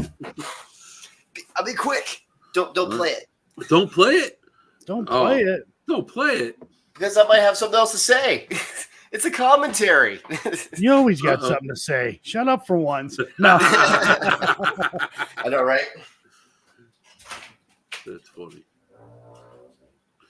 So Helena, what's your favorite part of this documentary that we're watching? Oh my gosh, I can't say like one favorite. The whole thing is masterpiece. I've seen it once, so this is my second time seeing it, and yeah, it's amazing. Matt and Joe, you help with the editing too, right? I mean, there were ideas that I threw out there. The majority, well, basically 99.9% of it was edited by Matt. But yeah, like I said, there were a few things here and there. I did some of the stuff with like the text sequence during the interviews.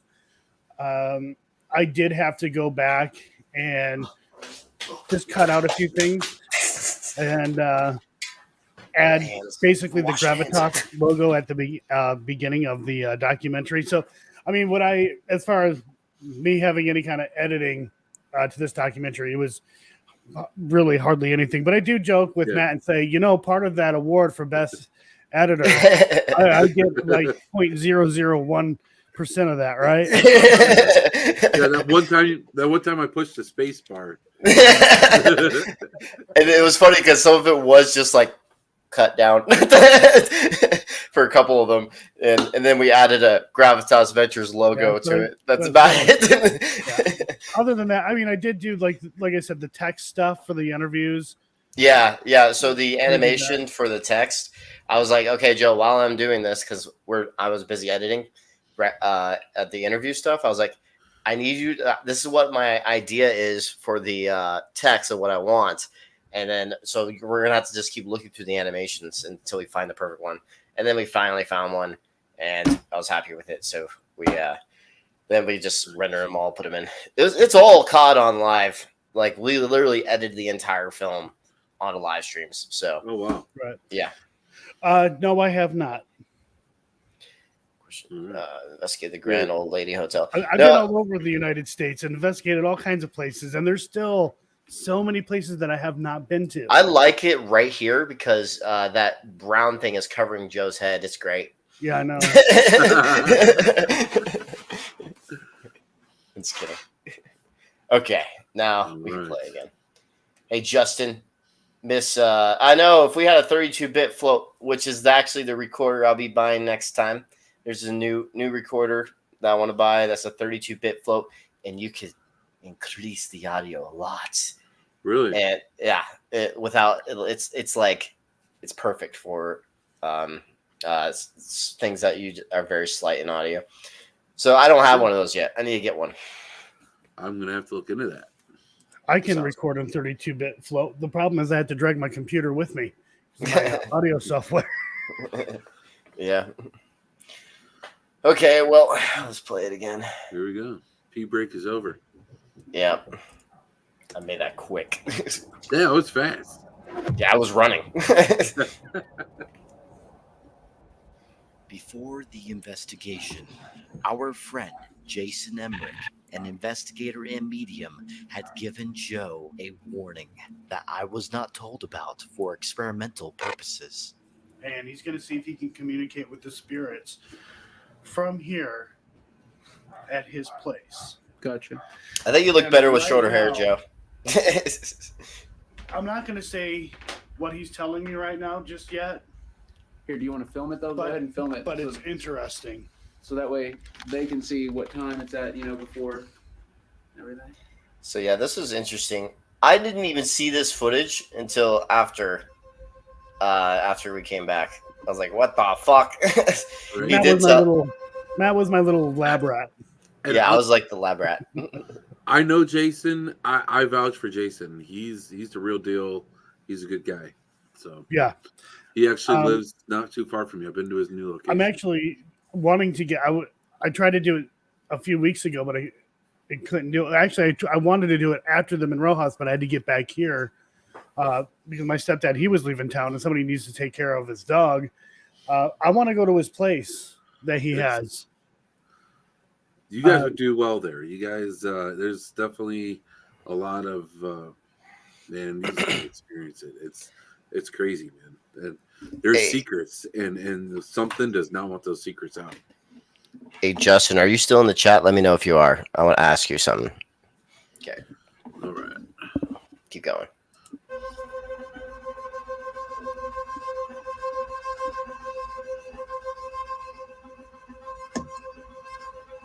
Okay. Justin, I think you'd be perfect for asking because he's. Can you pause for a sec?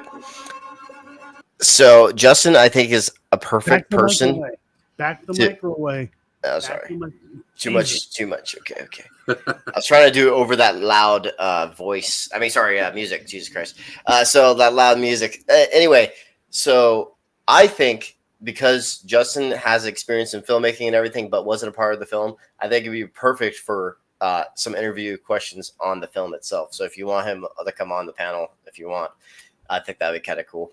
Like he's a filmmaker and also a paranormal investigator, so I feel like we could have even more like in-depth questions about the filmmaking process. If you want to do that, that's up to you.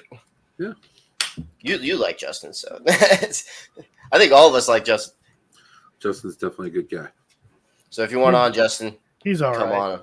I can send you the link. Yeah, Justin, come hang out, man. Come It's hang been out too with long. us. It's been too way too long. long. Justin's like my best friend, but he like sometimes just goes quiet for a while. I'm like, damn, I miss my friend. Let's see here. Hey, Sally.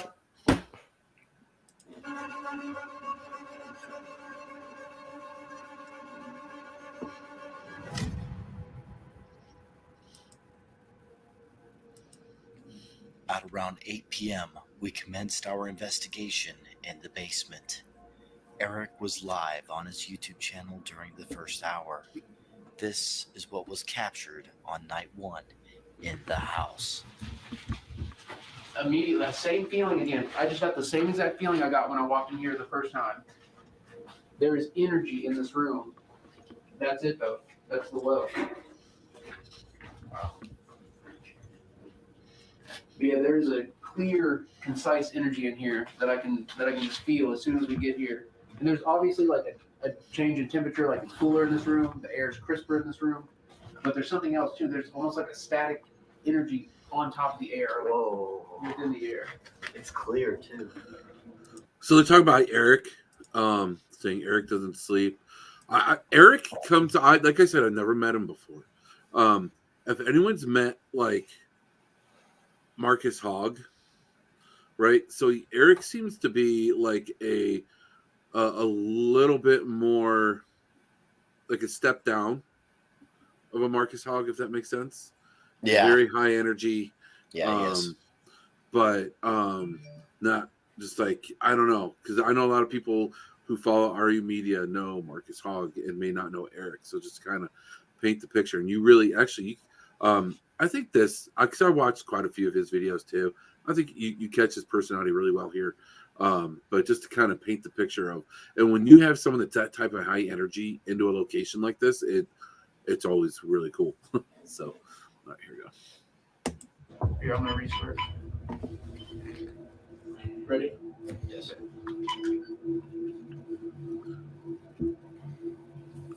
Do you get any energy from this well, from this water source?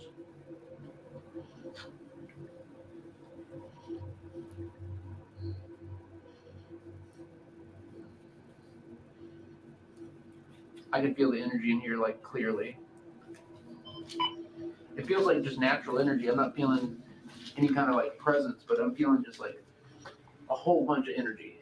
I have, we could be very careful. I have face tracking on my cameras and my phones and stuff. And in my basement, what are you doing? You just stepped right into the well. Actually, what if I go down there? This sounds like me. Are you really doing it? Sure. Oh goodness. Dude, you gotta lose some equipment. I have this thing to where I like to going into tight spaces. So Billy was being a psychic there for a second. He said, "You're going to lose equipment down there." That's exactly what happened. I got it back. Now it's a souvenir. I'm so glad I didn't bring you my digital recorder. I know, right? Matt actually did drop a digital recorder down that well, and it was down there for like a year. Yeah, and I have it back now. It's on my vlog, the paranormal. Return to the Conjuring House vlog. It's on my YouTube channel, so you can watch it there.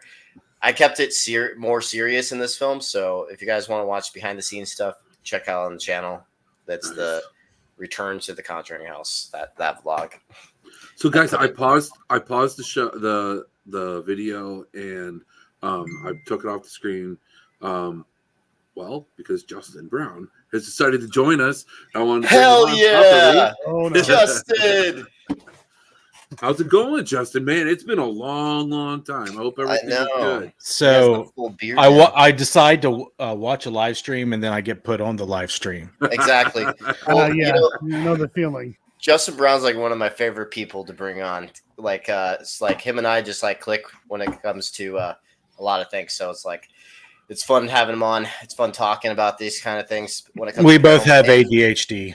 And we have ADHD. Welcome to the party. Your mic is a little hot, just like you know, Justin. I can turn it down.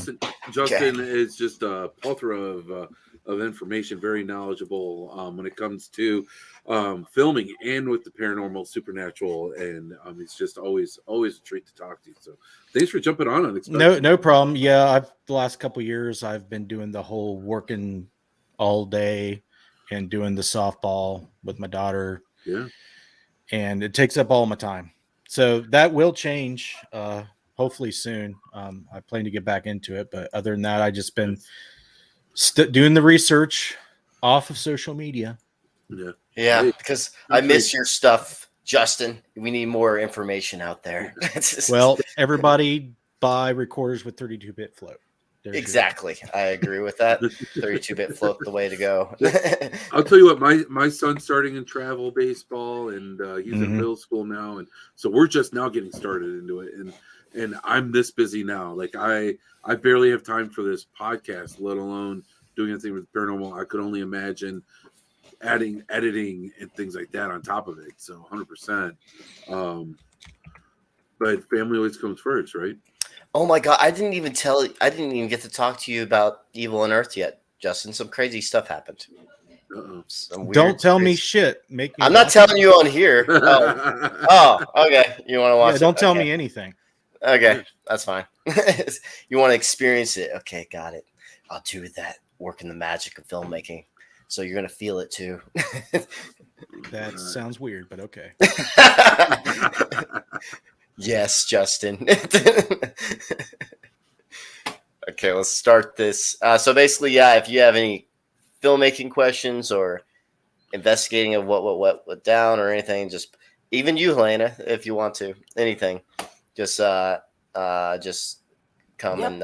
So just Matt ask likes to questions. climb into holes. Every time Yes. there's a hole, he climbs in. Yeah, I like to climb into dark holes.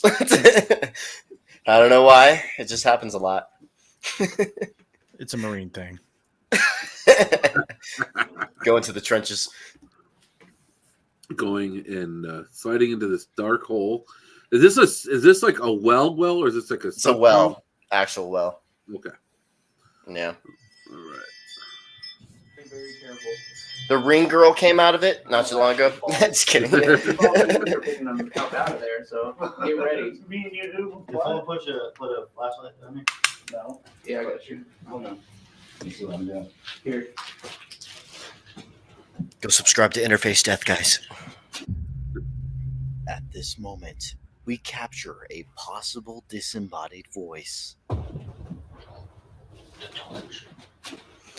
It's considered disembodied to us just because it was caught on multiple cameras.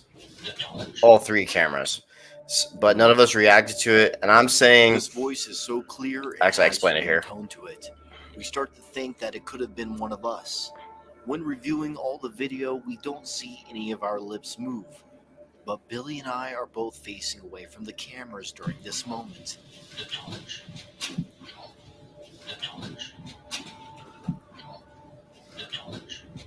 The thing that is odd about this, though, is that as Americans, we do not typically call flashlights torches. So it doesn't seem like our characteristics, and none of us remember saying this. So we are leaving this up to you to decide. So yeah, that was a pretty good breakdown for for trying to figure out what it is. Mhm. Do you need any help out of there? Then I said I'm leaving it to you guys to decide. I'm not saying it's paranormal. It's just weird. Matt seriously says extreme paranormal investigations. He goes for it. All of us were like, well, no. But he And did it. it definitely has spatial qualities. Like it sounds like it's bouncing off hard surfaces. Yeah. We're going to be here for a while.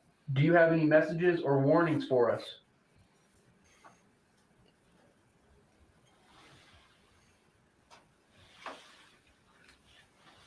That's weird. All right. So if the doorway is open, will you say doorway, please?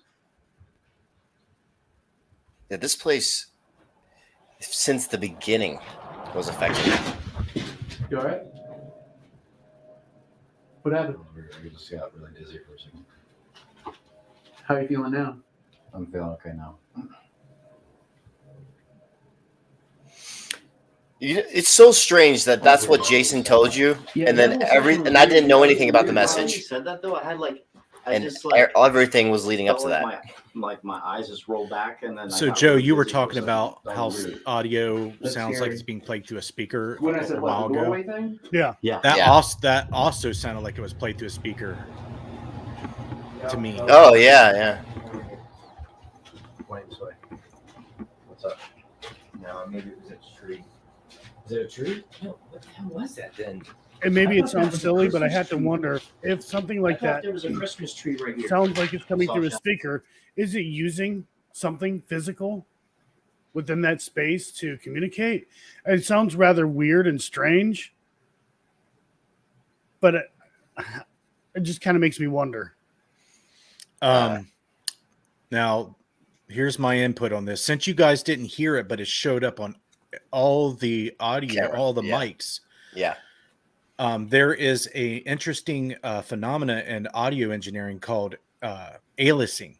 And what that means is if it's coming through at a certain high out of the normal hearing range hertz, but the recording devices are an octave lower in hertz, it can come through. So that would be something I would try to explore. It's almost impossible to do while you're investigating and filming because you would need a lab and all the setup to prove that. But that could be, to me, it has an aliasing type effect because it distorts the original version to a point to where it's downsampled. So if you've heard aliasing audio before, that's what it sounds like to me. Okay, that makes sense to me. Right. There you go. Yeah, it looked like a Christmas tree was right here, and then all of a sudden it moved, and then I thought it was the lighting, but no. It was there security camera somewhere here? Oh yes. Where? I thought I saw something. No, it's not right here. at the steps.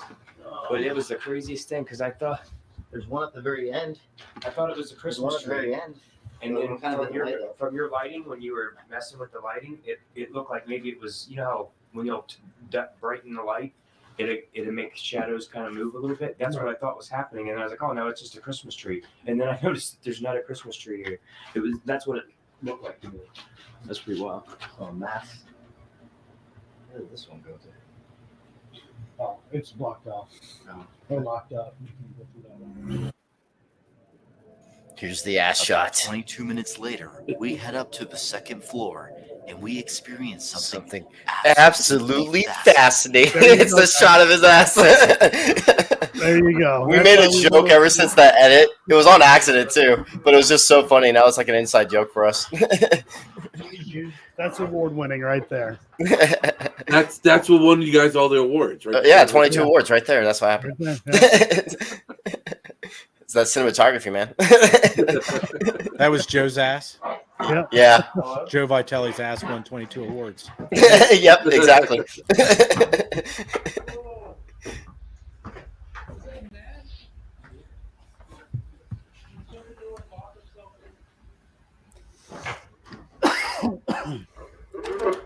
Oh, I can unlock it.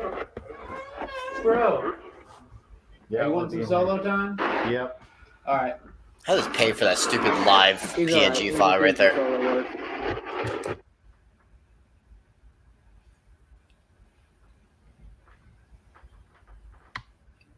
I'm telling you guys, if you haven't seen the movie, definitely watch it. Watch it first before you watch it on here, because just the sound design alone is way better if you don't watch it through StreamYard. Like right now, I can barely even hear the ambience right now.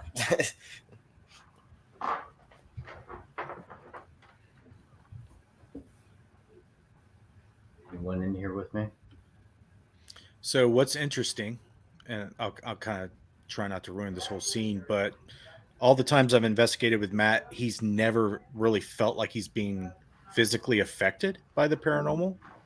You know, even psychologically, he's Can you move pretty something? monotone. Can you So move this stuff? him being dizzy in the basement and this leading up to this point is like a precursor of something pretty profound that he's experienced probably very rarely. Definitely. Yes. Can you show yourself right now? It's very rare, and this is kind of why the storyline took the way the path it did in this film in general. It's because of that whole experience. Neck, lady, come forth. Let me restart it. You said that's good.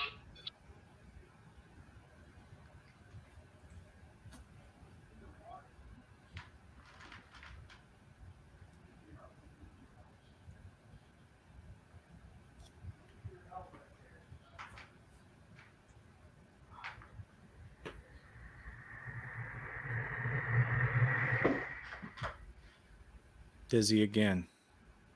Yep. Matt, just so you know, that's when you need to go outside and hug a tree, dude. Like seriously. What If me? Because Me? this doesn't You're happen talking to you. me right now. I know. If this were me and I got that dizzy feeling in the basement, and then there it got so bad I lost my footing, like it looked like you're about to pass out. And I'm just saying, from the way that I investigate and I do it for myself, I'd be going outside. I'd be sitting against a tree for 5 minutes at least to get myself grounded again, dude. That's intense right there. What's interesting is, sorry to interrupt. I thought you were done. Have any of you on this StreamYard channel ever experienced like an anomalous ear ring? And Yes. that correlates with weird happenings. Say that again, Justin. So, can you hear me all right? I can now. Okay. So, have you ever experienced an anomalous ear ringing that's correlated with strange happenings? So, the reason why I bring this up is a step higher from an ear ringing is dizziness. This is an inner ear thing. Right.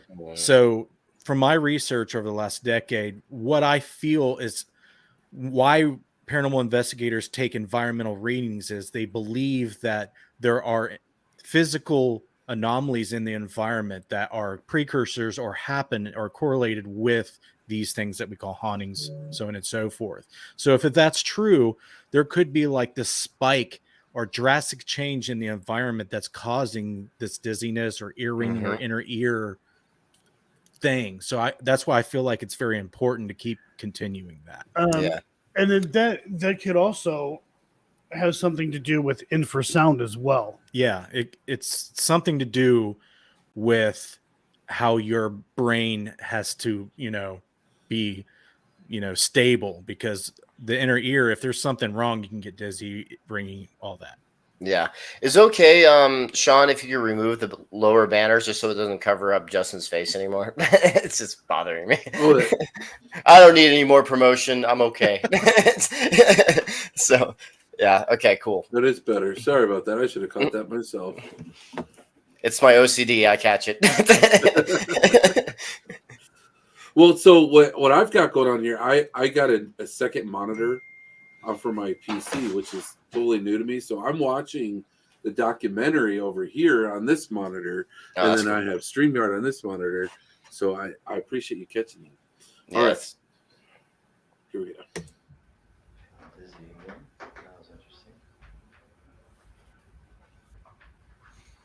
Try to get in contact with you. We are giving you permission. God, I'm glad I lost weight.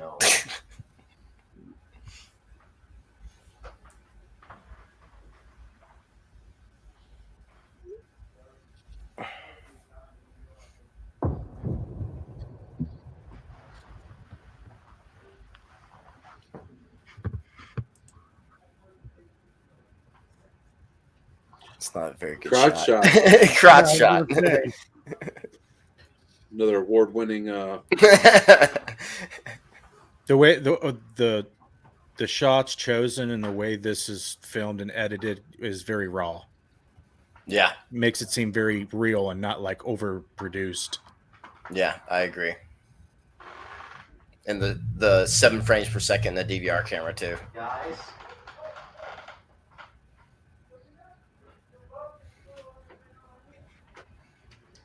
They're like freaking out about something.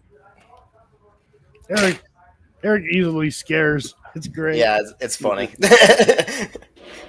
Sure it was a bug or was it a black circle? Oh my god. Matt, why you do this? What's up? Wait, how's this work? What's good, my man? What's good? Check this out. We're on the way. Who's on channel 3?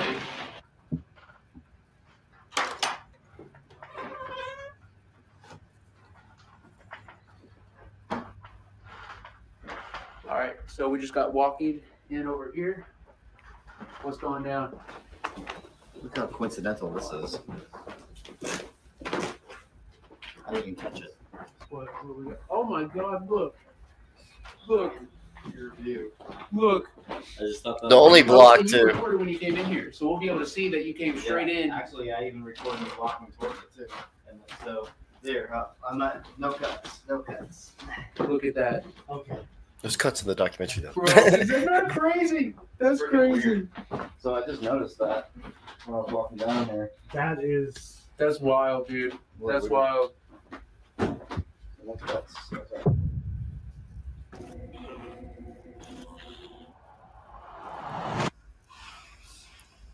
It's the creepiest video ever right there. Yeah. Yeah.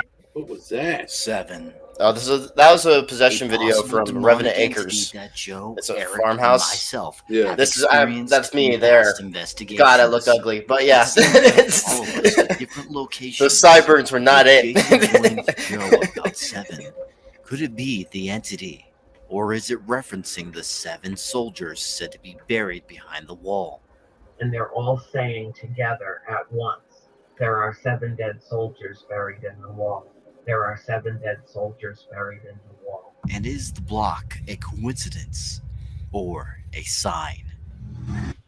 I think you would have noticed that though. I would have made a big deal about it if I noticed it. But I'm saying, like, what if I like? Here it is, guys. Big moment coming up. Like it was most likely not moved.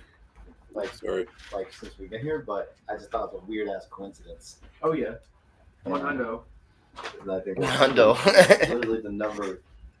And you walked in here by yourself and saw it. No wonder you Eric. radioed us. That makes sense. No, I just wanted you to see what was up. I'm like, whoa, this is kind of cool. It seems like a sign.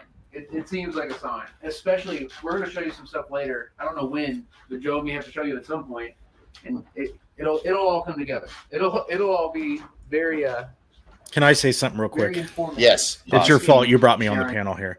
No, I love it.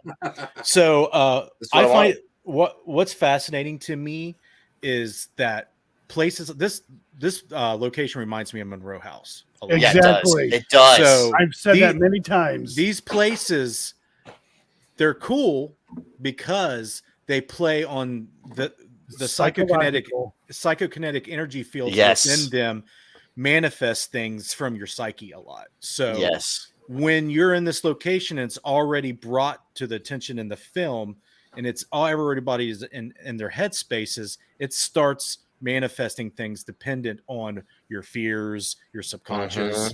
And it's like a breeding ground of psychokinetic manifestation. And I feel like this is probably what's happening, despite whether the 7 entity is real. I Yeah. just feel like on a parapsychology, I agree. level, that's probably what's happening because the only person who brought up 7 was Jason. I Yeah. never brought it up. But Well, you have a fear subconsciously. or subconscious. And here's another thing I want to mention: the whole crooked neck lady thing, and the whole Bathsheba Sherman thing. It's still using that name. Yes. I think it's all fear tactic related, and also the psychology thing you're talking about. The whole Bathsheba Sherman, it has nothing to do with its history, but it's still being mentioned here, and it shows later in the film. Yeah, and then and the same with the crooked neck lady thing too. That is also regularly being shown here, and that's when people try, which they should, when people go in there and they try to debunk things, finding errors in the history and mistellings of folklore and stories, they don't take into account that the belief systems of the people who believe the place is haunted for whatever reason you will still find manifestations, even physical manifestation of those, despite it being wrong. Exactly.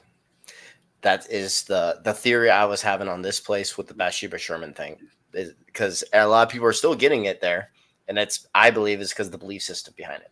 And so, yeah, we get it later too. So you'll see later in the film. Okay, play this. This is the one of the best parts of the film. All right. And your session also first, or Jason Emmerich's first? Let's do any relations to him. Too? I feel like I should do a tarot reading. What made Billy walk up to that? He was going to sit down. He was going to sit down. Yeah. Yeah. Okay. Can we pause it real quick? Yeah. So, and I do see in the reviews where people's like, "Oh, it was just the chair that moved. No big deal." And it's like, no, that's significant. That is a big deal. That's right? A very big deal. Even though, look, it moved. Okay, I can understand to a certain point. Yeah, whatever. But I mean, that is significant. Something moved that chair. Like something. It almost seems like something got out of the chair because it rocked forward. It's like, oh, don't sit on me. Yeah. Or it was psychokinetic in a way because he was thinking about the chair. And I don't know. It's like it was interesting that he was walking towards it when it happened. Does it rock back first or forward? Yeah, forward. Forward. I thought, yeah. It's been a while since I watched it. I think it was here. Well, he replays it like 500 times. I replay it a lot. Yeah, yes, I do. So I was gonna say, let's see. Okay, yes. That's where it happened too. Where he's stepping right now is when it started. Hold on, I got it. I caught a little bit of it. The stubs on the chair are so small. Give some space for a bit. We'll try and debunk. I was trying to recreate it, like as in like the entity doing I it. want to try and get the phenomena first, then we'll try and debunk. Okay. Okay. Because this just happened, so if we could do it again, let's see if we can. If you're here, I did say when I was in here, I have it on video. I should have cut to when this. I was in here, I said, if you're in here, can you please make something move? But I was getting ready to sit in it. I was walking towards it to sit in it. It started moving. It started moving. That's freaky. What happened? My camera's. Here, I have another one for you. That's crazy. I saw that rocking chair moving. I put my camera on it too. I caught a little bit of it. I didn't capture it initiating is the issue. No one's gonna believe it. I thought it was an optical illusion at first because of the way that the rails are and stuff. Yeah. Good. Why didn't we give Bill the other AX33 or the 53? I know. Hook him up with it right now. I don't know why we didn't see the DVR cameras. Like we forgot about it. Like completely forgot about the cameras. Because it's not our cameras.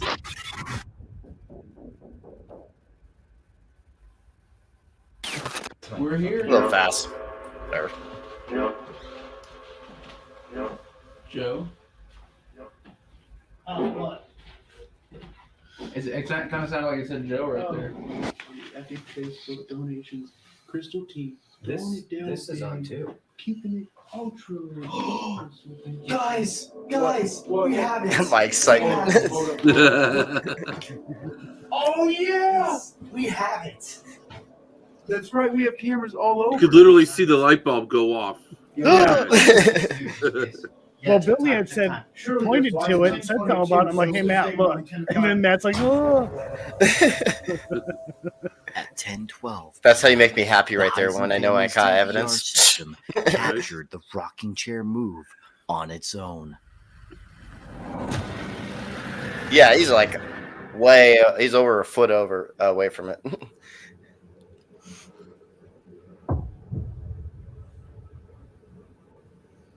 Before we reviewed the footage, we tried every method we could think of to debunk the chair moving on its own.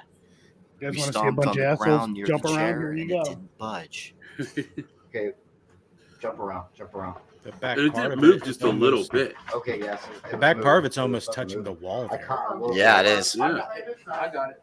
I caught a little bit of it. The boards don't. What was follow great, the we did trigger. our event Back there, up, guys. Let's back up. and I asked Give some like, space for a bit. what was it, like 8 people to jump around that chair to get it to move, and none of them could do it. Yeah. I want to try and get the phenomena first, then we'll try to debunk. Okay. The guy was like, this just made it a lot more real after he tried to debunk it himself when he was there. This should not have moved. Now all I want to do is debunking process. I was trying to get the entity to do it again right off the bat. Right. That's why I didn't want to do it then. But now let's try and do another debunking process. So here, jump around, guys. Billy was where you are, and we were over here. If you're watching this, wondered why there's a bunch of grown men doing this, this never happens. Well, we weren't doing that. This like happens like once in a lifetime. Right. Yeah, it's like so rare. Even more. That it's not us, and that's crazy. It's not moving at all. No, it's not. So this moved by itself. We captured it. We then recreated a door vacuum, and that also did not make it budge. At the time, I didn't know how much it moved because I only saw part of it when I first saw it. I thought I moved a little bit. I didn't think it like moved, actually pushed. So I thought it was gonna maybe move it just a tad bit, but it didn't. Open it big too. So if there's any. Yeah, it's still not doing it. That's. After reviewing the footage, we know exactly where Oh Bill my gosh! stepped when Thank the you so chair much, moved. Daniel. It's on Joe's channel.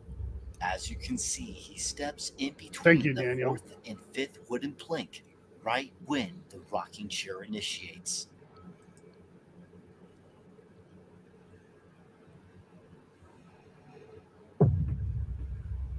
Which is about a foot away from the chair.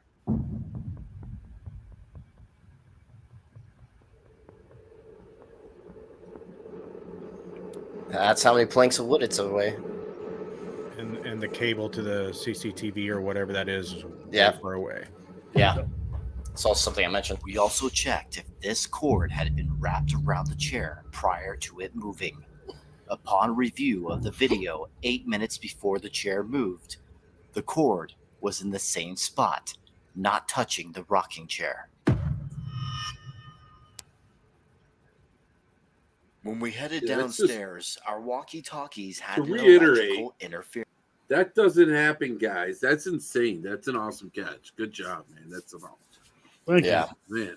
And that's why you And set let- up static cameras. But like I said, there's a lot of people. I think the people who kind of downplayed the rocking chair thing and the reviews, they're not investigators. Yeah. And They think it's like the Hollywood films. right. They want like things thrown all over the place. They want chairs thrown all over the place, possessions all the time, and yeah, that's what they want. They want spinning heads. I wish we could give it to them. I wish we could possess them and just rape them with chairs.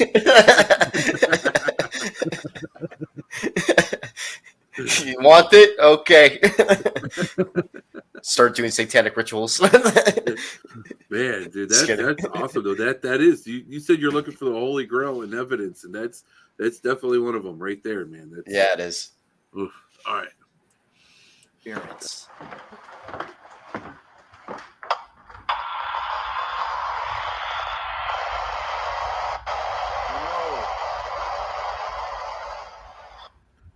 You guys pressing the button? You guys pressing the... Guys, are you pressing this? Guys, are you doing this? Guys, shut up. Just kidding. I'm annoyed at myself. Sorry. When I walked into this room and started doing this. Really? Yeah. You were recording the whole time? Yeah, the whole time I was recording. Someone record. This is weird. Oh, this is weird. As you cross over the threshold. We go over that too, Princess Scary. You'll see in later during the documentary.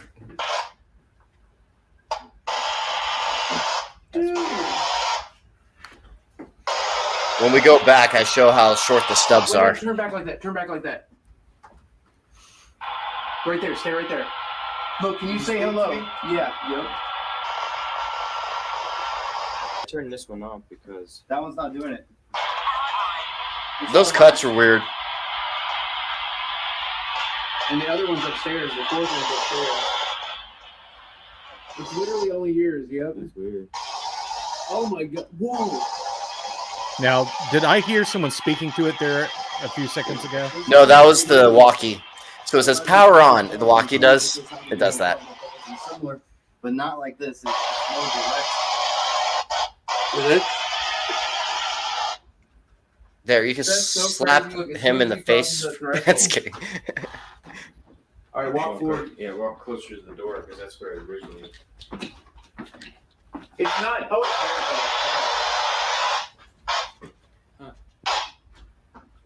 So is there something that could trigger a walkie to do that? Yes, there are things. We did. So I did some more research a little bit later. There are things that can do it. So I'm not saying this is paranormal. We couldn't recreate it later though. So I don't know. I think what we should have done when we went to try to recreate and debunk it or try to debunk it was do it when the night vision was on, because there's more. I don't think how the night vision could do anything. What are you talking about? Well, there's more current going through the DVR wires. Once the IR light turns on, there's a little more current, and that could have interfered with it. But I'm not saying it is. I mean, it's a possibility. There's no DVR camera in that room. No, but the wire, there is the DVR wire up on the ceiling that runs out into one of the other cameras. I really don't think it. All right. If you really want to try to understand how it's possible and not paranormal, each antenna to every two-way radio is tuned slightly different. It's not identical. Right. So if you're getting like a very faint signal from someone broadcasting on the same band, it could, in theory, only tune in to that antenna because maybe it's tuned just a little bit better to that frequency than everybody else's walkie. Does that make sense? What's weird to me is how it seems to happen as they're walking through that threshold, right? The doorway, or right before it. Yeah, it's just in that one spot. It is just strong enough for the antenna on that walkie to pick it up. Because if you've done any type of ham radio or anything, you have to tune your antennas to get them to receive, certain bands. So there is a spectrum of, tuning that you could possibly use to explain why only his would do it. No, later we changed it to channel 3. It did it with the other. It did on on channel 3 only though. Well, just the frequency though. It's the same frequency. Yeah, same frequency. Right. Also, when it comes to Princess Scary, there's 4 of us with walkies. Obviously, we can't tell from whoever around the house if they have a walkie or whatever. So, like somewhere from a different neighborhood, because it's not completely deserted in the woods. There's other houses, kind of a little bit of a distance, but not too far. So, yeah, it's all cool. It's all part of what we do. What if that's why? Maybe look up some tech forums. Yeah, see different walkie-talkies do this every now and then. Yeah, because I've never seen this before. This is weird. And just walk this way and see if it's still like and then it stops like entirely right there. Yeah. Yeah, it's only in that one spot. It's not going off at all. Have you guys ever used an antenna to try to get TV to come through and you're walking through your house with the antenna? Bro, that's you hit that one spot. That's weird. Yeah. You get it. Or you just go to stand there holding onto the antenna. So Matt's got to hold the antenna right in the doorway so you can watch your football game. We got it on 3 all night. I remember those days. So it's just on 3? That's crazy because the one upstairs is on 3. Mocking of the Trinity too. Oh my god! It's demonic. It's demonic. It's all demons. No, here's the thing. I was just thinking of the movie because in the movie they kept saying 3, 3, and it was like interesting. Oh, there is a camera. It's got to be EMF. Switch it to 2. I think I'm on 2. Doesn't make sense. They should still be doing it. No. Yeah, it's just the frequency. Maybe I saw it's this on something TV stream. Yeah. that- Oh, cool. See, it's so cool how much the film is getting actually pretty popular, guys. I'm getting nonstop messages and emails about the seemed to film be from natural lots of people watching on phenomenon Amazon Prime. because Did you we watch it on can Amazon Prime out of recreate curiosity? on every walkie-talkie I did. while on And I am channel now. 3. Yep. Another source of EMF could be the cause. While on break, Joe went outside to retrieve some items from the car. Could have been another Then as he potential ass shot entered right the there. house, he had his own Missed opportunity.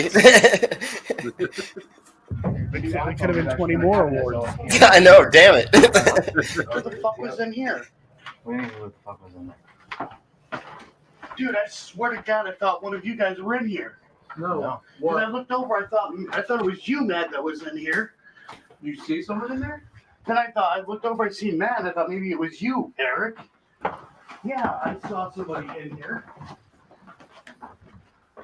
The sequel to this film should be WTF, bro. What the fuck? What the fuck, paranormal?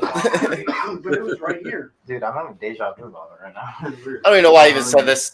You in this situation. I should have just kept it to myself. It was a deja vu. It was a deja vu moment, but doesn't pertain anything to the film. Joe just saw you.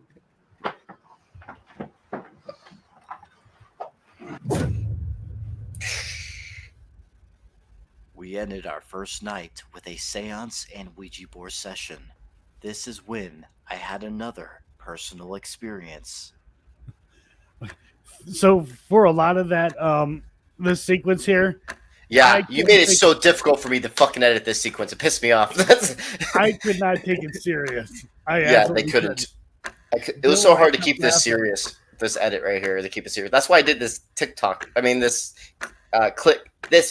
TikTok thing. So because it was so hard to keep it serious. It's like rumbling. Guys, I'm like, I fucking felt something weird. I literally have tears right now. What happened?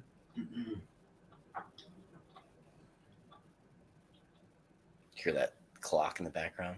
That's what actually inspired me for the idea. It's like, I'm gonna use that clock sound. But what were you feeling? So, for a second, when I closed my eyes, I just felt like something from above just went straight through my body, through my spine. Yeah, I felt it through my spine. It was like an electric shock through my spine to my feet. I don't know how to explain. It's very weird. Yeah, in my meditation, I saw something come from above the house, into the house, into the floor, and then it came up out of the floor. It's like 6 or 7 different things. It was very strange, but that same kind of experience with it coming down into the building. Yeah, It was just like white energy. It was like a white string energy. It was massive at first. Yeah, I felt that pulse of but it came from above for me. It came from above and straight into me, through my spine to the ground, Like through the top of your head? to the ground. Yeah, it literally felt like it went through my entire We spine had a lot of to my correlating feet. stuff happen. All right, keep focusing, y'all. Keep focusing. Joe and Eric are the only ones that knew of Jason's warning. I had no prior knowledge and seemed to be the only one affected at this location. It is very rare for this to happen to me.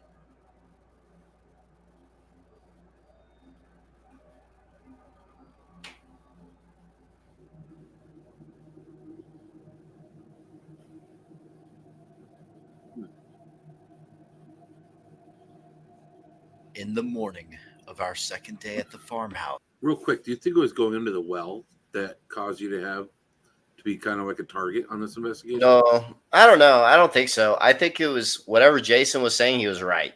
Because Jason was sending me messages like a week or two before we even went into the house, and I kept it quiet. Okay.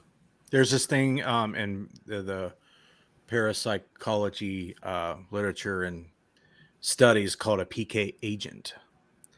So most hauntings that deal with, poltergeist, psychokinetic phenomena, there is a PK agent that is a prime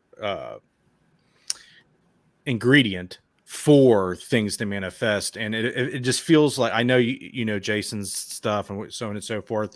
When psychics and mediums get information about this stuff, they'll interpret in their own way. The way I look at this, Matt is the PK agent of this whole thing. It's his documentary, his shoot, and I do believe that he has been waiting his whole life for this to happen to him, and this is the point in which it did.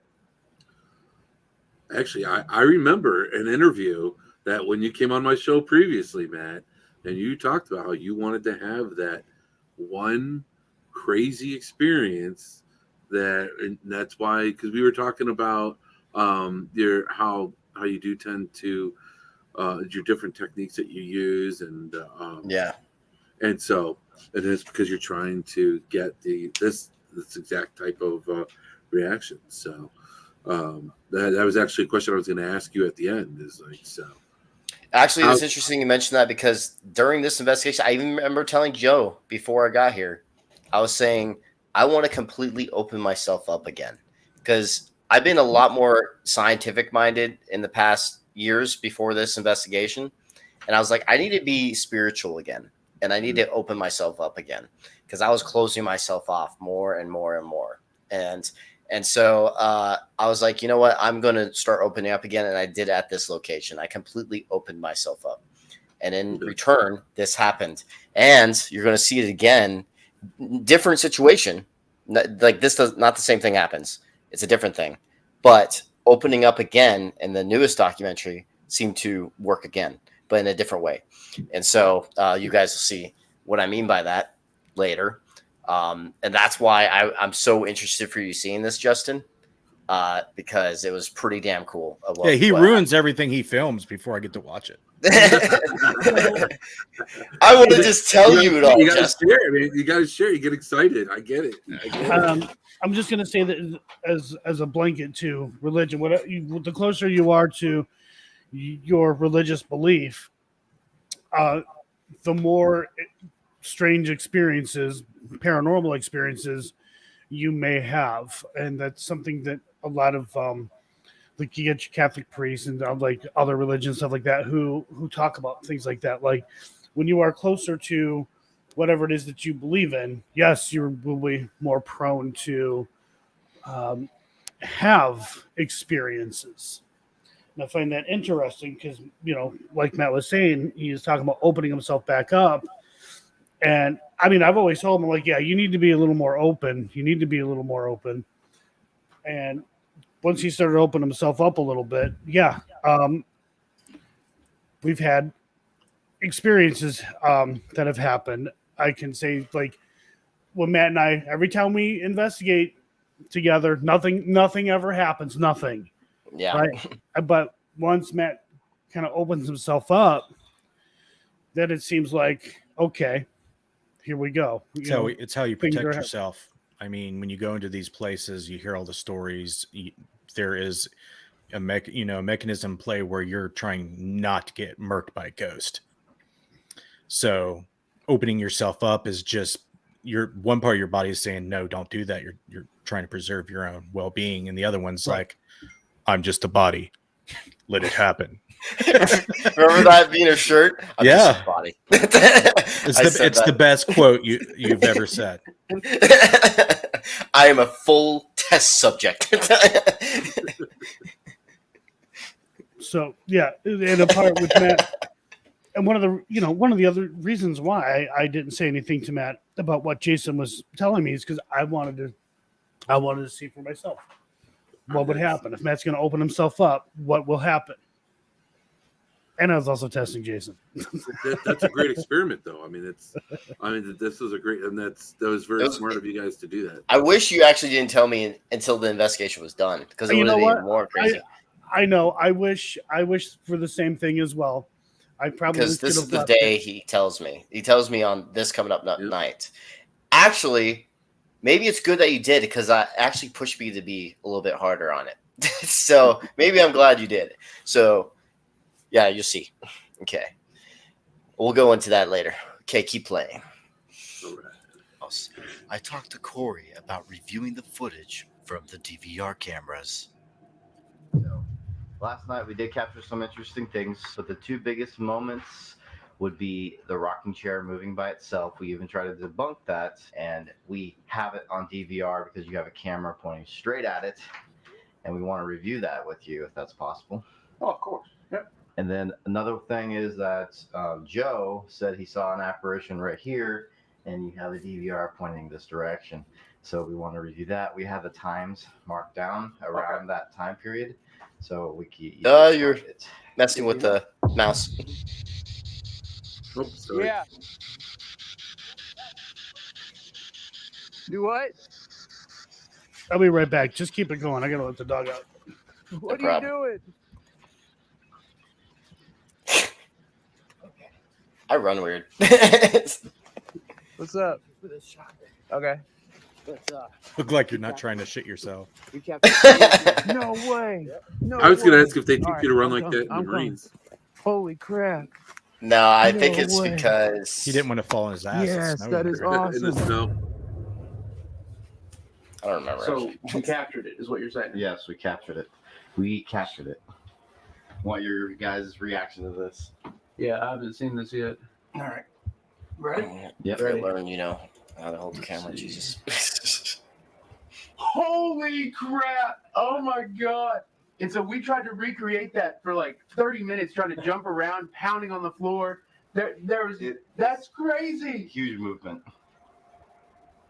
Can we see it again? Yep. Just because that was just so incredible. It was incredible. I jumped back. I was like, what the Yeah. heck is going on? I still have this raw footage. And I didn't have any idea of how close you were to it. But this is amazing. This is fantastic. And watch, you're gonna see him away from it when it starts. Oh my god. It looks so fake, dude. So fucking fake. It does though, right? It just looks fake.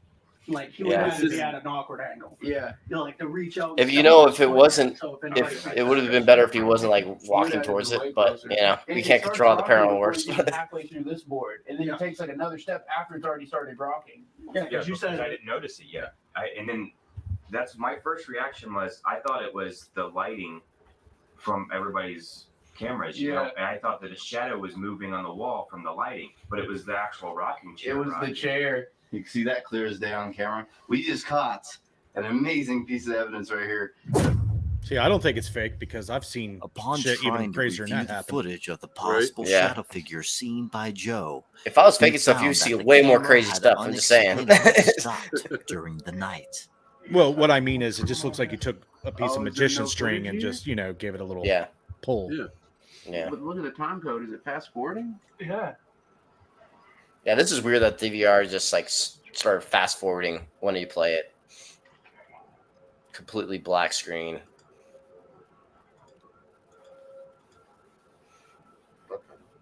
that's what I'm saying.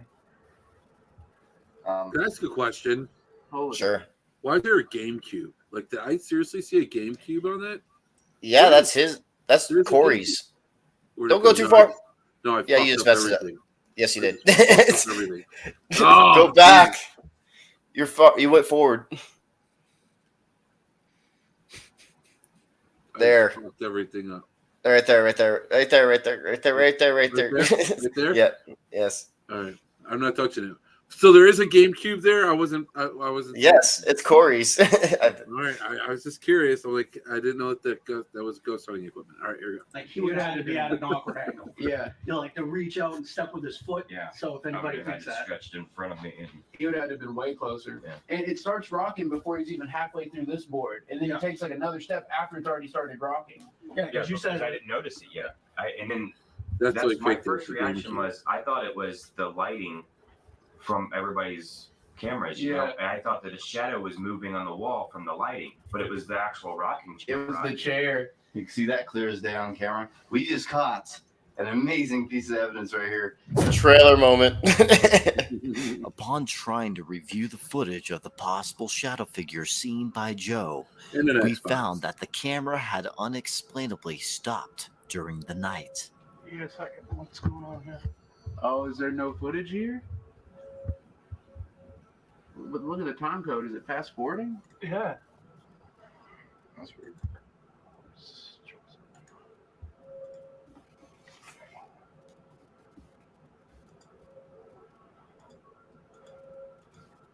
I didn't tell you guys this, but Justin, That's what I'm saying. our film was uploaded twice on YouTube again. Holy So I had to take them down. Nice. You're on 17 right now. That's when you know you made it. You're getting pirated. Press the play button. I know, I'm getting pirated, guys. Started fast forwarding.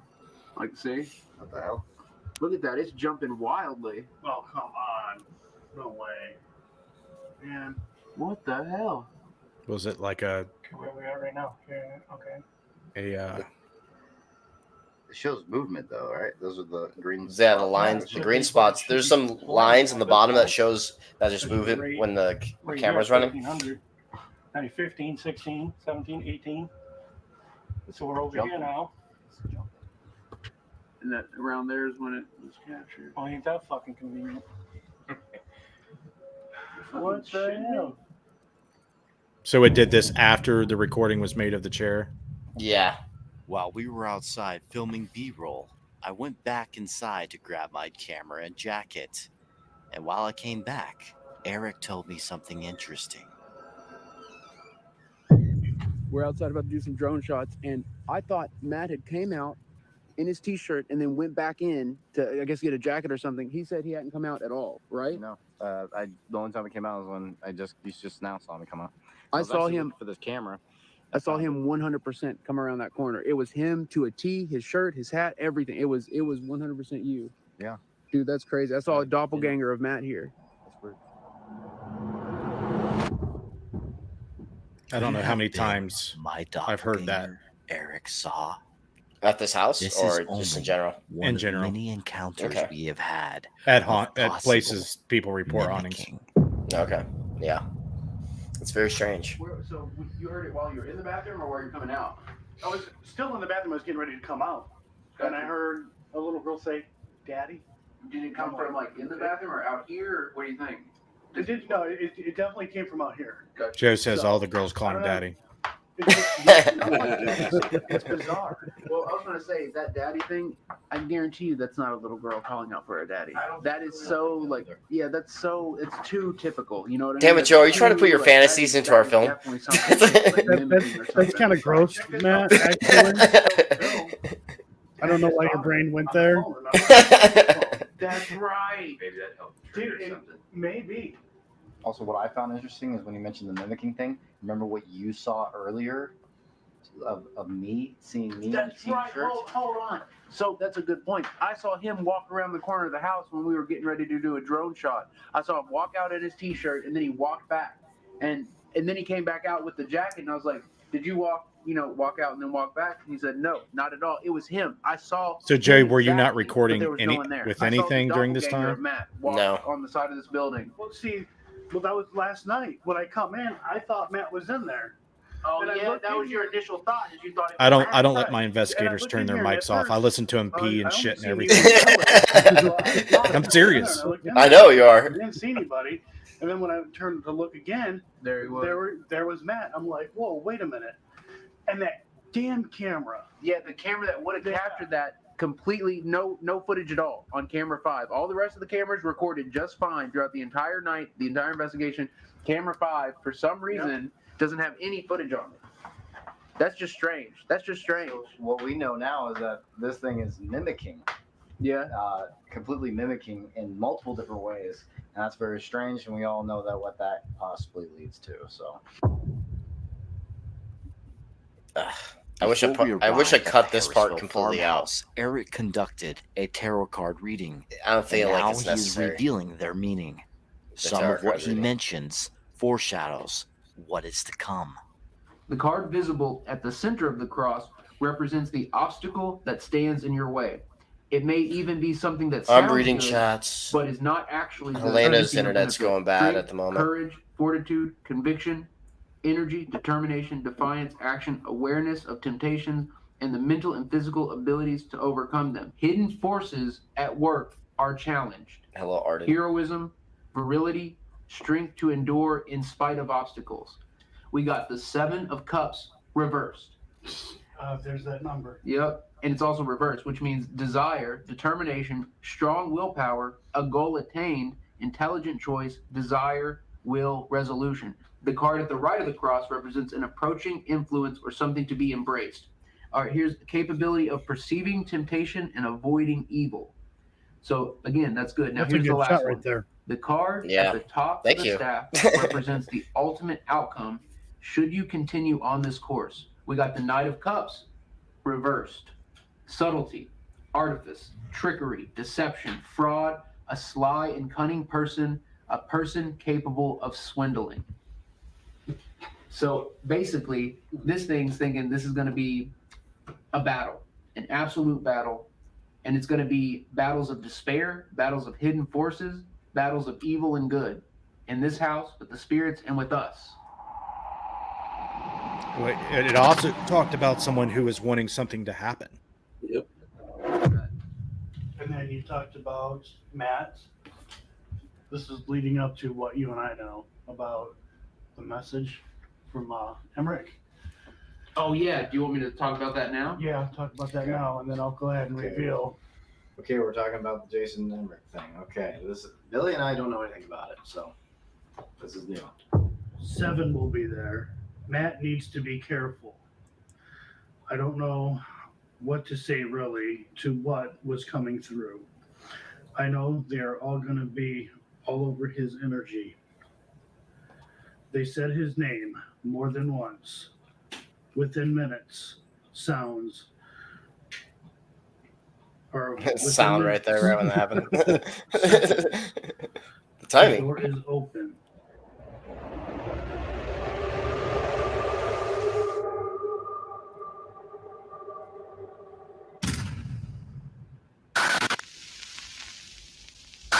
Everything he said came true. Now, he said inside the mirror, the black mirror Ouija board. Please tell Matt to please take extra precaution.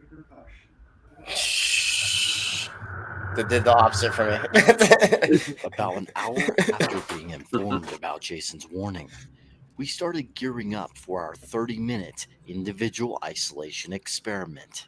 So right now we're about to do our solo sessions, and this is going to be your setup. It's a very similar setup to what I use for Man vs. Paranormal. So you got everything you need. It's a 4K night vision camera, good audio, Zoom H4n Pro, Deadlight, the best IR light in the business, and then we have a face cam for Shout out. reactions because we want those reactions. Also, it's good for EVPs. If so you know that he's not whispering or something like that. He's in the building by himself. So if there's any voice and it shows him not whispering, that's going to be interesting. And especially for disembodied voices, this will capture the disembodied voices because of how clear this audio is. So here it is. This is going to be our solo setup, and it worked really well for me for Man vs. Paranormal. So This is a beast. This is a freaking beast, dude. This is awesome. They call you Matt Tactical for a reason.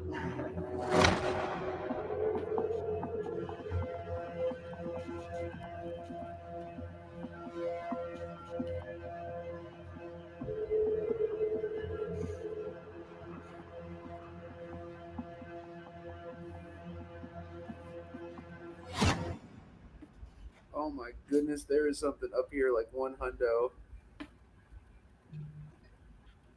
Like no joke, like one hundo. Eric says there's someone up there. Hello. All right, I gotta bust out some equipment here because I know you're here. There was just a noise in the corner, I think. Look, if you're familiar with me and the equipment, will you make a noise in here so that way I know? So that way I know.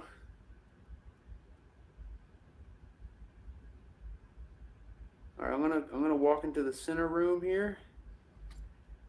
Everything, every fiber of my being is telling me to turn on the flashlight. Is there someone over here? Shawn, can you add Helena back? She's in the backstage. If so, Oh, there can you you go. please say something?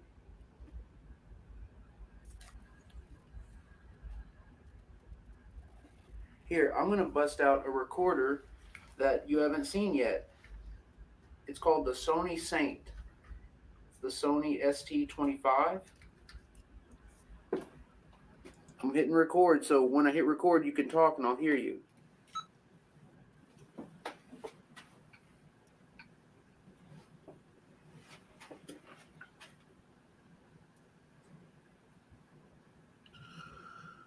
William, are you here?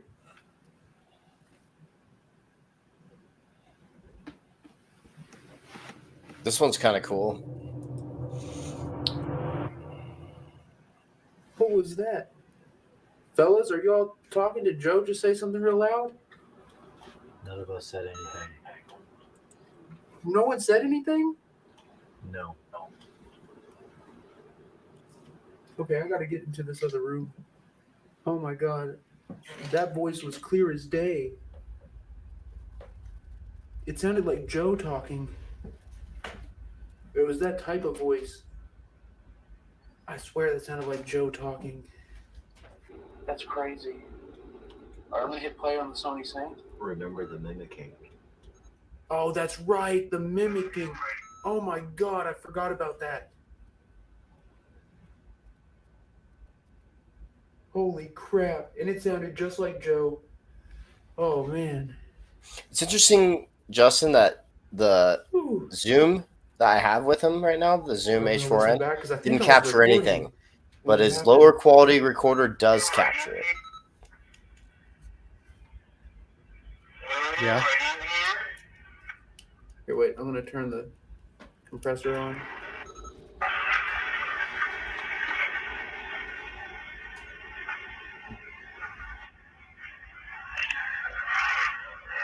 It's probably because the recorder is producing sounds that it Whoa, internally and it's I think that recording was it. them. And since it's an awful recorder, it's hard to hear any of the I original caught it! detail. I caught it! I caught it! On the Yeah. Sony Saint. Right there! I hear "Let Him Come." What do you hear? Let him come. Yeah, that's what I heard. Yeah, it sounds so bad. Your brain is just going to. Yeah. Yeah. What was that? Fellas, are you all talking to Joe? Just say something real loud. We'll set this down for a second. Fellas, what's my time like? Am I at 15 minutes? 16 minutes and 48. Just letting you know, Helena's internet's like doing really bad right now, so she's sorry. She's gonna try and come back later. So Okay, no problem. Oh, goodness gracious. The door's like partially cracked open.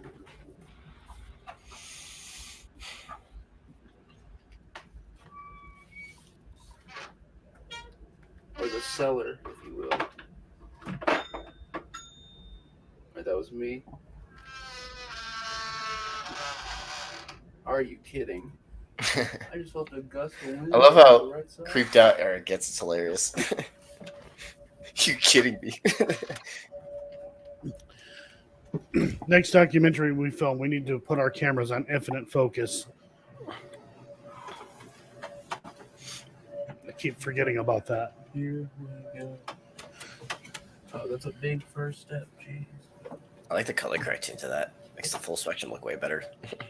The gateway is radio. Look cooler, I mean. No, the gateway's gonna be silent. Well, here, I'll switch to AM Ah, it's lagging on my end. at some point. Yeah. Not right It now. is for me too. You guys liking this this slideshow? In the basement. It's like 1 frame a second. Oh no.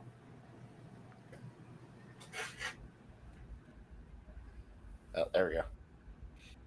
Is there anyone down here?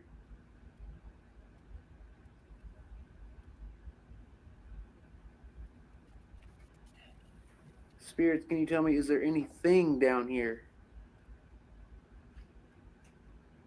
Was he hand holding the recorder when he got the voice before? You want?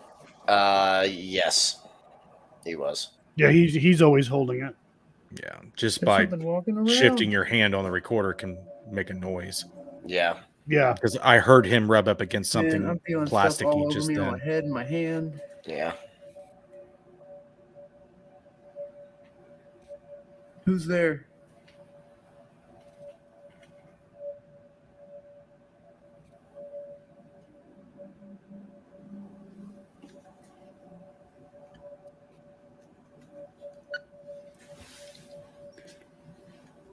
I have to go upstairs after this, but this is Eric from Epic. What do you want to tell us for tonight? As if the ghosts Oh, care about good. his That YouTube channel. freaking heat or something. I know, right? Subscribe. It's Eric from that one YouTube channel. All We right. gotta say something. That's funny. Different buttons and stuff too. Good luck. Thanks. Let's do this. You got this, man. You got this. Did you guys choose what part of the house you would go in, or was it? I just wanted, it was random, whatever you wanted. I wanted to go to what I thought was the most active part of the house, which is upstairs. I also went to the first floor too, but In between all of ours. Well,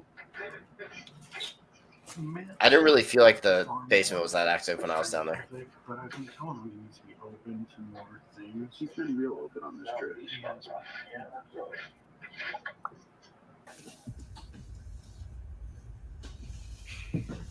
Wow, goosebumps, huh? Yeah, I feel that. Did you say you had goosebumps? Yep. Okay. Talk about goosebumps is what I said. Just you and I right now. I'm really feeling you, so you better do something good. I feel you all over. That could be sound weird. There's an entity here. Talking dirty to the spirits guy. That's kidding. Going here. Let's actually have a conversation and. Hey, when I was hitting on something happened. Mrs. Mackey, I got a response. Yeah, Why no. not? I was joking. Two standing in a corner. I think it's. It's me sighing. Okay, come on. Where are you hiding at, huh? If you're a demon, you're calling yourself a demon. You're not showing your strength, your so-called strength. I just wish Matt provocation. died instantly right there. When your strength is that explodes. Right, slam him up against the ceiling and back down on the ground. That never happens. If you want I know. I know. to really scare me, physically hurt me. Physically, jeez, give you permission. Billy's like, oh no. The paranormal drives every fiber of my being. I am riveted by it. When I invite an entity to physically hurt me, I mean it, especially if it helps paranormal phenomena to manifest. Oh my God, man. Give you permission.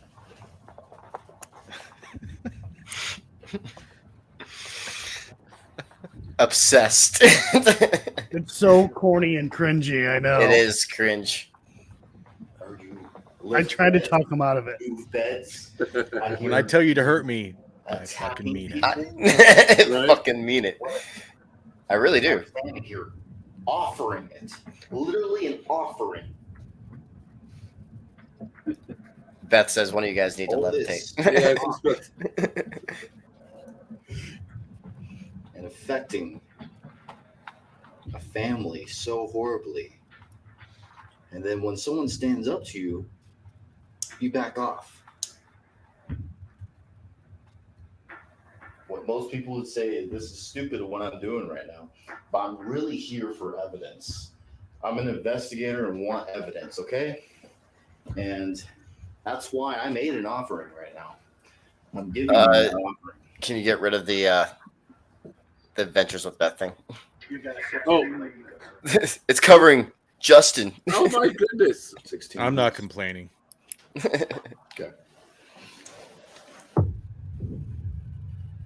After our isolations, we split up into two groups.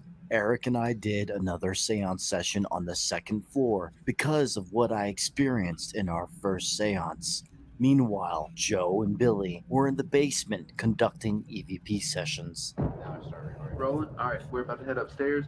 Matt and me. Didn't that look gonna do a like little seance action. Monroe Me House and that's basement the shot results right of there? last night. Now Yeah. we're gonna focus for however long it takes. We slid it in that footage. I was kidding. I've seen so much of it. It was like, Me oh, that too. could have definitely looked like it. This kind of thing, 'cause like you were saying, like we. No, that's actually the basement for me. I know. Last night it was building up. It just looks really close. Yeah. There are some similarities. That's for Eric sure. and I were in the most active part of the house. So I decided to do something different and completely open myself up to the entity there. I wanted no barriers between me and whatever is in the house, hoping the house would speak to me. I'm letting it affect me in any way it likes. This is something I don't usually do, but Jason's warning made me want to. All right, so we're focusing on you. We're focusing our energy, our passion, our drive, our desires, and our will to communicate. We're focusing it all on you so that way you can come through and talk to us.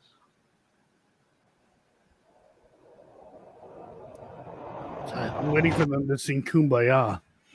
Hell yeah. Just kidding. I didn't hear anything. I did not. We have the REM pod here. If you touch that, I'll know that you're here. This is where we need to wear EKG helmets to give us readouts on brainwave activity. Yeah. Because you're intentionally trying to Yeah, alter you're your right. consciousness there. Yeah, that's true. Don't be afraid to reach And then this is interesting. No, Matt was intense earlier, but he was just trying to look out for you. I was just trying to protect. That doesn't make sense. Affect it again, and stand up from what's evil. All the good ones. I'm completely open and accept you. Dude. Hello, you don't have to hide back there. It'd be funny. It'd be funny if it was a demon. Hello, you don't have to hide back there. That's where we need the chair to come in and impale his skull. Dude. Accept you. Dude. Hello. Hey, little buddy. Thank you, Carolyn. No need to hide back there, demon. It's like you Michael Jackson me, motherfucker.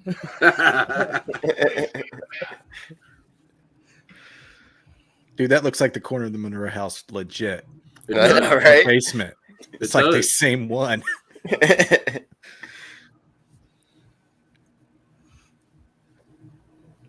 Only thing that's different is that pole. Mm-hmm.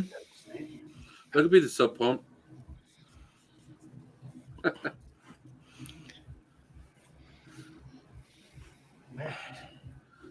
We hear it.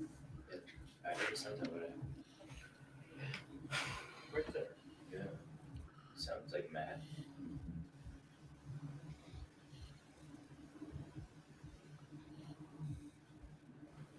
Something. I mean, it sounds like Matt, but Billy Cook's got to be the one of the most chill ghost hunters. Yeah, he is. Probably get together with them.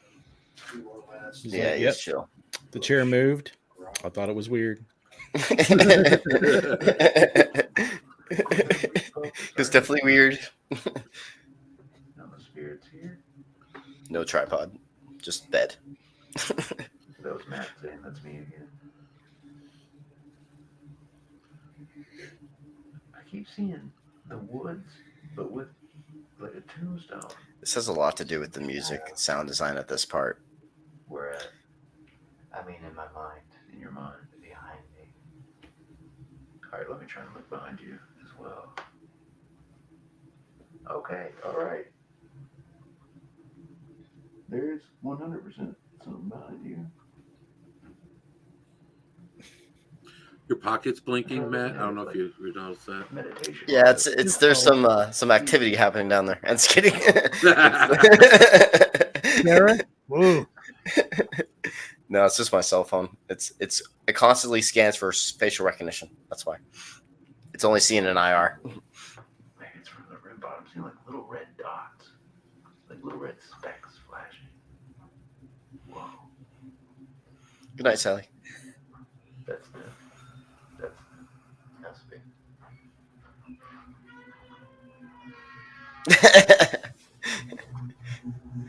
There's some activity happening in the pants. That's all. It's a party in his pants, man. Exactly.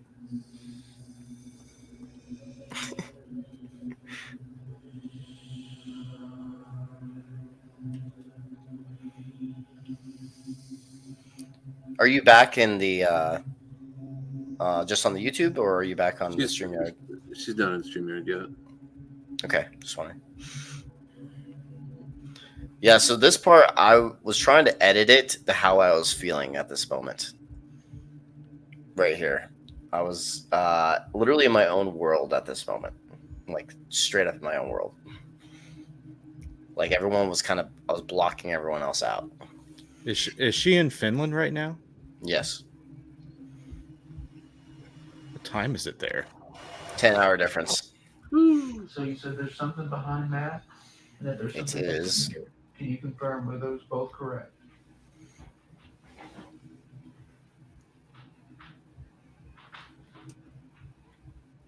It's 4:54 in the morning over there. Yeah, she says it's 5 a.m. 5 a.m. Yep, about 5 a.m. Billy downstairs. That's right. Like every time I try to click off, it clicks on something else. You know, when I was doing the seance part, you know what I was envisioning? What did you see? Whoa. Is that what you saw? No, what did you see? I saw a shadow behind me and getting dragged into that room back there. That's freaky. The middle room? Mm-hmm. The rocking chair? Mm-hmm. Spirits, did you see something similar to that? Matt getting dragged into the room? Me too, Marianne. Lean down. Lean down. That's so fucking weird. Still to this day, it gives me chills. So clear. Why should we leave?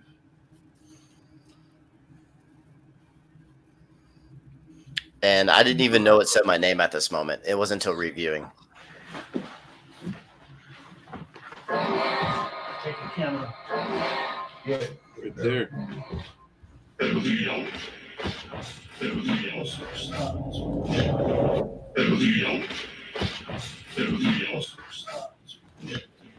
That's crazy. You out there making deals, Matt? I was making a deal, remember? I wanted something to do something to me.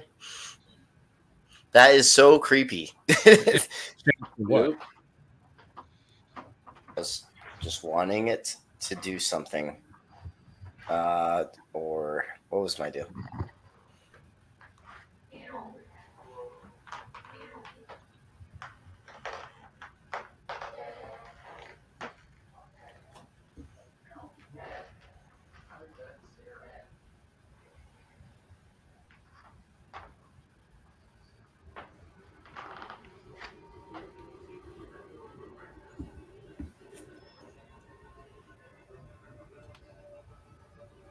Music and sound design for this part was pretty cool.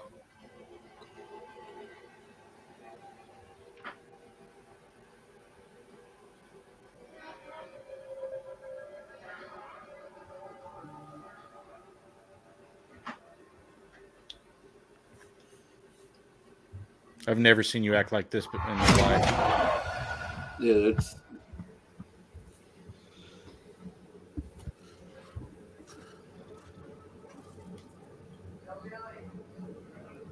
You can come up here with us. Pretty lit. Matt? We were doing an EVP session down there, and I was asking what it thought of all of us. I said, "What do you think?" That's fucking weird. Right? Damn. Surely that caught it. Not a very common name either. Nope.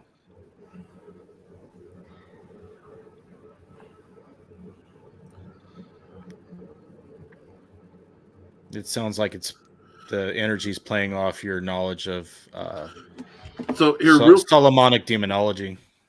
Mm-hmm.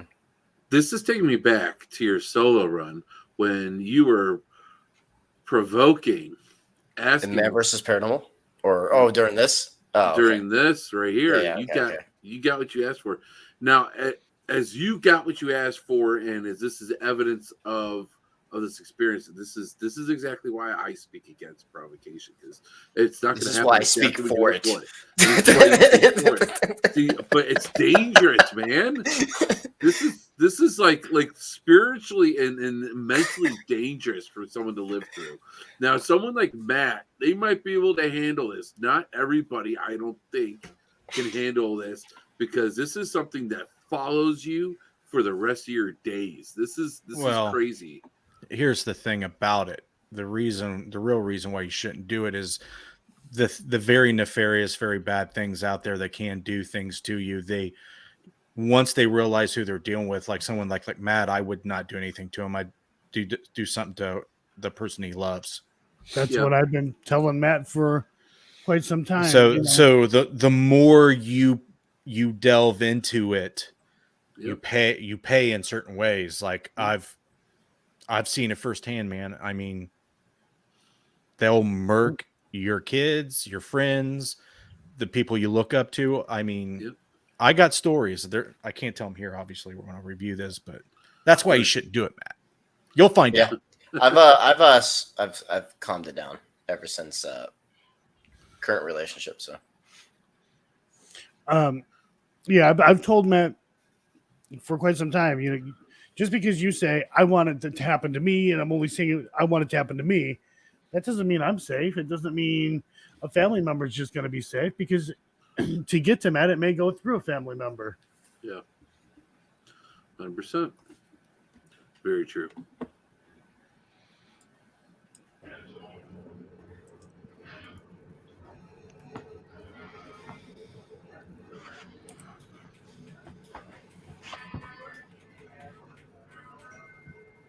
lags. Okay, there we go. Nope, still lagging.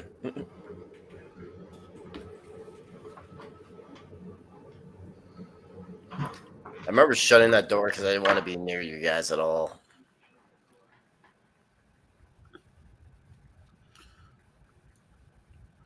Will you lift your camera? Yeah. I was not in the investigator mindset right now. I was in just experiencing what was happening to me.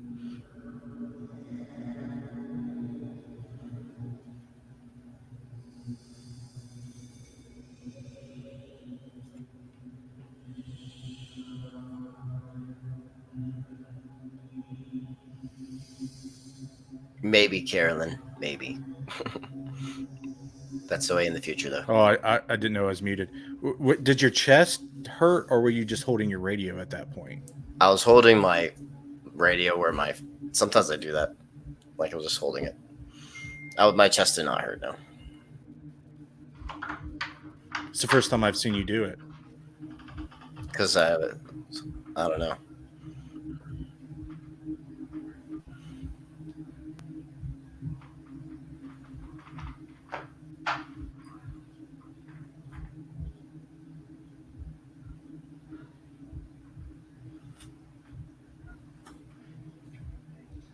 It's so hard to find it. Actually, was that a lens flare there down by your legs? I noticed that too.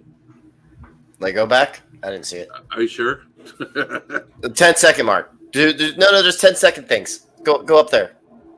Up. Yeah, click it twice. There you go. That's the best way to do this.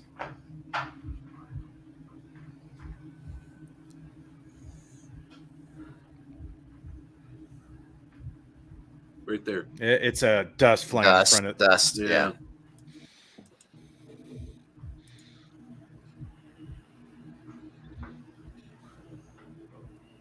It happened so quick I couldn't tell what it was.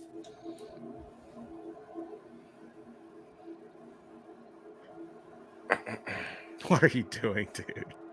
You act like you're out of your mind. I am. But he's definitely influenced right here. Looks like he's had about 14 Budweisers. We've all been drunk. there. Drunk. I'm just kidding. It looks like he is intoxicated.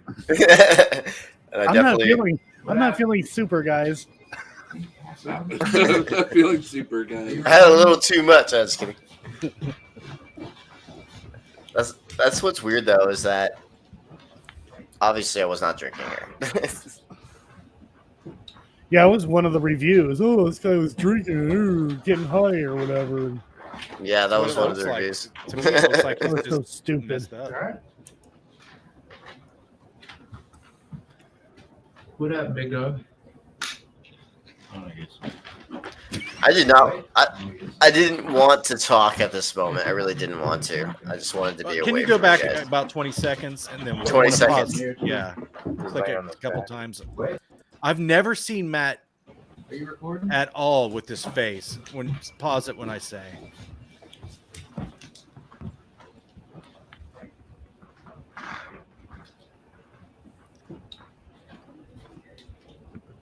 It's right when they ask him if he's okay. Yeah. What's up? You alright? Right there. He's just completely confused. Yep. And it almost looks like he's irritated or angry. It's more of like not understanding what's going on. Matt, did you feel any after effects since the investigation coming back down sick? No, I did not. Here's something that was never ever talked about actually on our drive home. You needed to use the bathroom, so I think we stopped at Subway or something. But you had to use the bathroom, and you said that you had a nosebleed and didn't know why.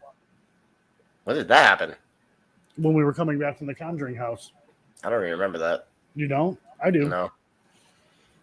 I don't remember that. That's weird. You don't remember it? No, I don't. Because I was on the phone with him. That memory just bled right out of your nostrils. Because we were talking to him at that time, and we were wondering why your nose was bleeding. Was the air dry? Could it have been this? Could have been. You don't remember that? No. You don't. Do you remember going to Subway? No. Interesting. Yeah, I was just very curious.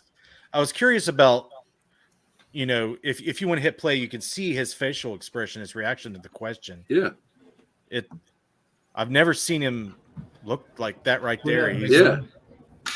It's like it was like you just had a seizure.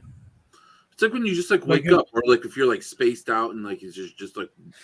I was definitely spaced out. The best way I can describe it, because I've seen it firsthand, is somebody has a seizure, and then when they're done, their brain is rebooting, and they're just like, yeah. What up, big dog? It's like a wake up moment. Like, holy shit, they just woke me up.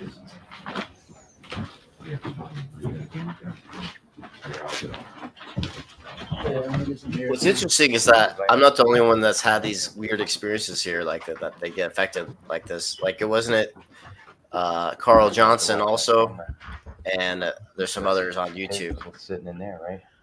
yeah, sitting on the floor. He was laying right flat on It his back. chooses people. Oh, I love this music.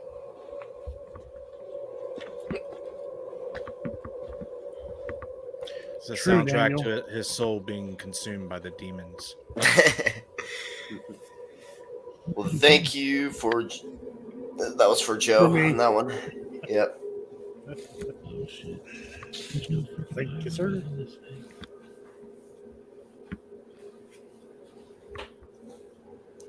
This is the best shot of the film. It is. You don't really see much. What do you sarcasm? Yeah, dude. It adds a vibe, though. It does add a vibe.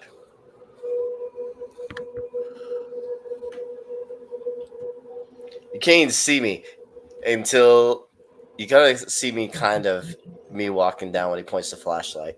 What happened to This is Matt? why you need a deadlight, guys. If Eric had the Exactly. deadlight, You would have seen me. Yep. Yep. Did you do something to Matt? You smell that? that was weird too, smelling burning wood. Yeah. Yeah, it was weird. I forgot to put this in the film, but I was listening to Carolyn Perrin and him talk, and she mentioned the smell of burning wood out of nowhere from this place, and that was from 1973 or something like that. When she said It's a that, great shot of the grass. yeah, get those feet shots. I wonder why we didn't win an award for that. It's art, okay, Joe. It's art. I love how I edited this sequence, though. It makes a lot of confusion happening. The sequence is actually a lot shorter in real life, but I edited it to where it seems like he's been searching for a little bit.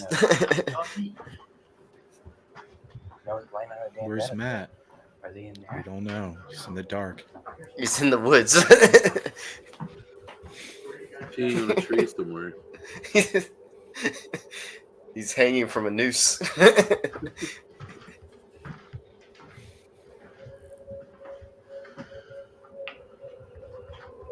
Yeah, why couldn't the ghost just skin you and hang you in the woods? And Yeah, like the Predator? Yeah. Yeah. Would have won a couple more awards, I think. Yeah. There you are. Eric sounds very concerned. There you are, little guy. You all right?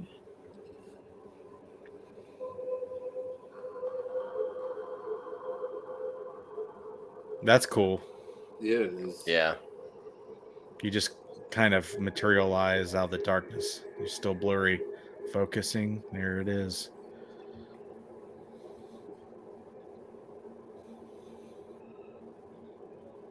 Contemplating his life. Billy, if you want on here, come on here.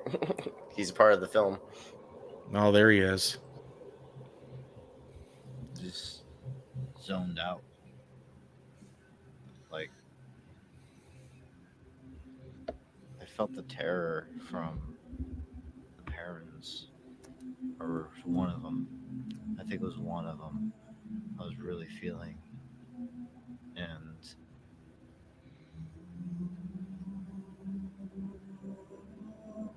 I felt like suffering from someone else, not me at that time. Yeah. That time, like I saw. What? That makes sense, but okay.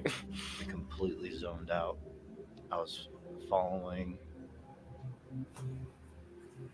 to certain areas of the top floor and was completely. This part reminds me of a Chad Kalick documentary. Completely losing my equilibrium. Yeah, I know, right?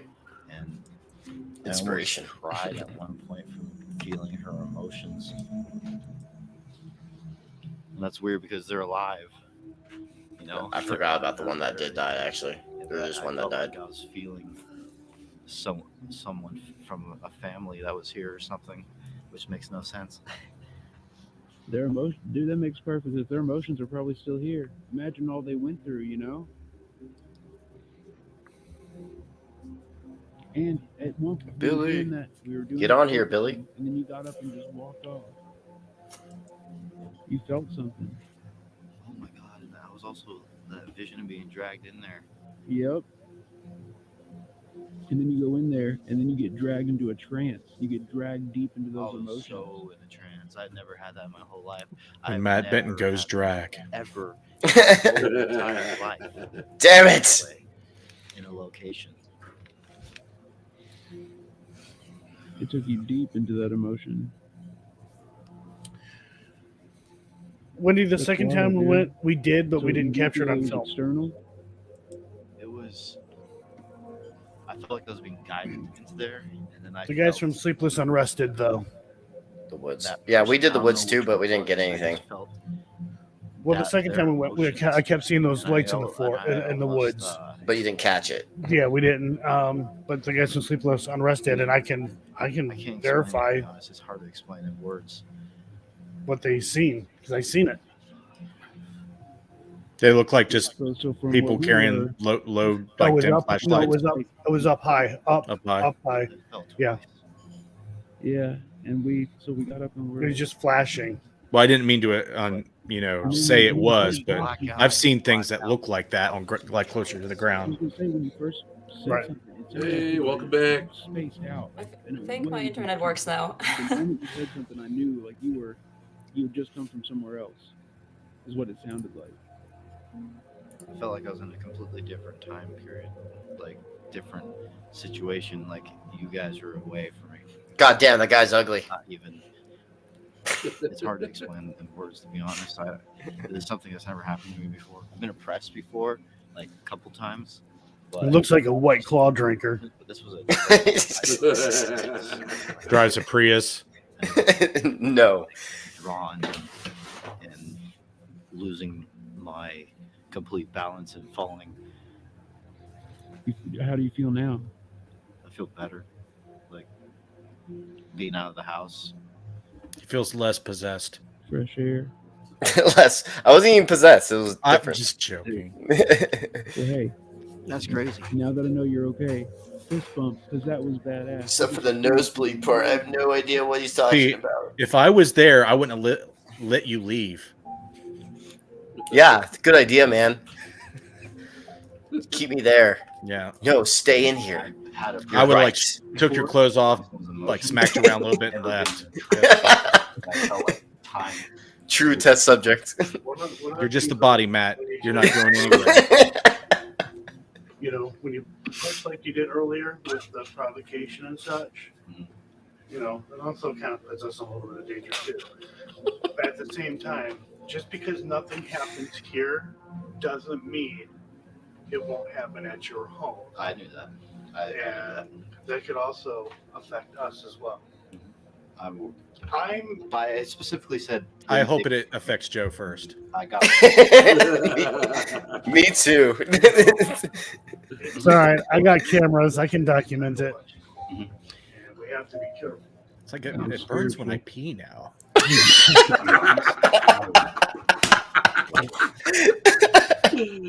Then all of a sudden you start getting dick pics. That's why your bucket was like. Oh my god, damn. Challenging the entity was to invoke a reaction, whatever is necessary.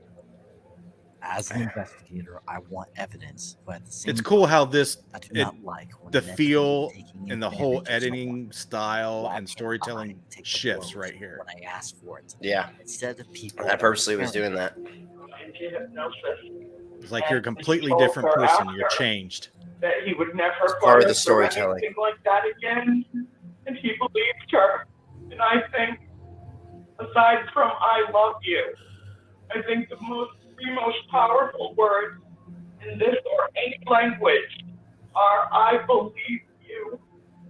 So, Dad, if you would, and I'm sorry I didn't give you a heads up on this, but I thought this was a really important story to share with people.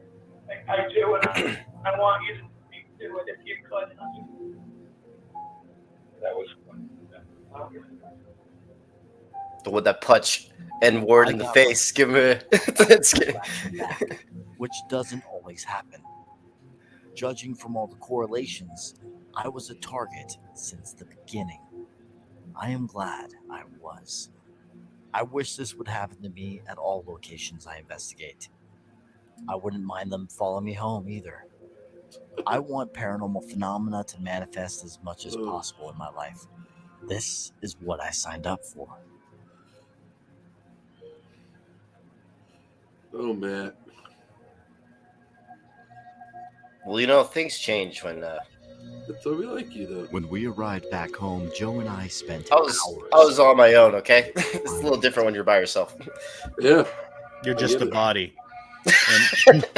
And when you're not by yourself, it's bodies. So other bodies, it's different. And we wanted to try one more time to recreate the chair movement with our new knowledge of where Billy stepped when the rocking chair initiates, from when we examined the DVR footage frame by frame. By 7 frames per second, frame by frame. Yeah, he was pretty far away from it. So Joe and I decided to head back to Harrisville, Rhode Island, when our good friend Levy Reyes Was that your private invited jet? us to join him. Definitely not. We don't make that kind of money. I'm never driving in that kind of weather again to a location. Doesn't it suck? Throwing it out there. Oh my God, it was bad. All right, so this has been one hell of a drive. The weather's bad. The roads are bad. Joe's like driving. We're in a private jet. Screw you, Joe. Hope you flip over like that car right there. Yeah, just goes to show who's got the bigger balls, though. It's crazy that there's a car flipped over. Yeah, we're going either way, guys. Every time you see that shit, I'm just the body should just appear on the screen. Just the body on the side of the road, bro. Upon trying to debunk the walkie-talkie interference with Corey, we discovered no interference could be duplicated. Hey, Joe, it's not doing it anymore. Yeah, there's nothing. Must be paranormal. Okay, so channel 3 is what I'm on right now. This is exactly. You didn't change anything with your security cameras or anything like that? Nothing? Because that's what we were probably thinking of. Do you have any wireless stuff with your security cameras? No, you don't. It's all. Okay. I'm on channel 3 right now. Look. Page 3, same channel. It was Yeah, this should have been debunked at night when the IR lights were on. They changed out their DVR system. They said they didn't. Didn't you change it out? Like get a new system? We got a new system coming in, like Ethernet. Huh. This doesn't make sense. It was going crazy on channel 3. What is a squelch? Why can't we recreate it? I don't know. Yeah, there's no squelch on that, Daniel. So you didn't do any. That's old school. Walkie-talkies. It is a haunted house.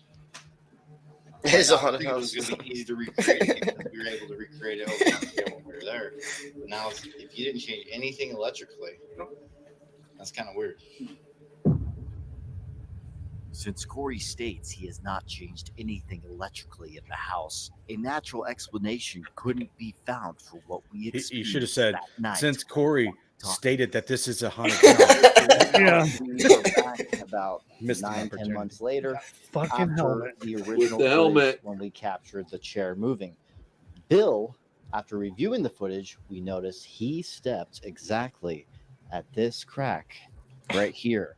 And we want to know approximately the distance that he was when he stepped from the chair. As you can tell, the stubs right here are very short. So he obviously did not step on the stub to accidentally make this go like that.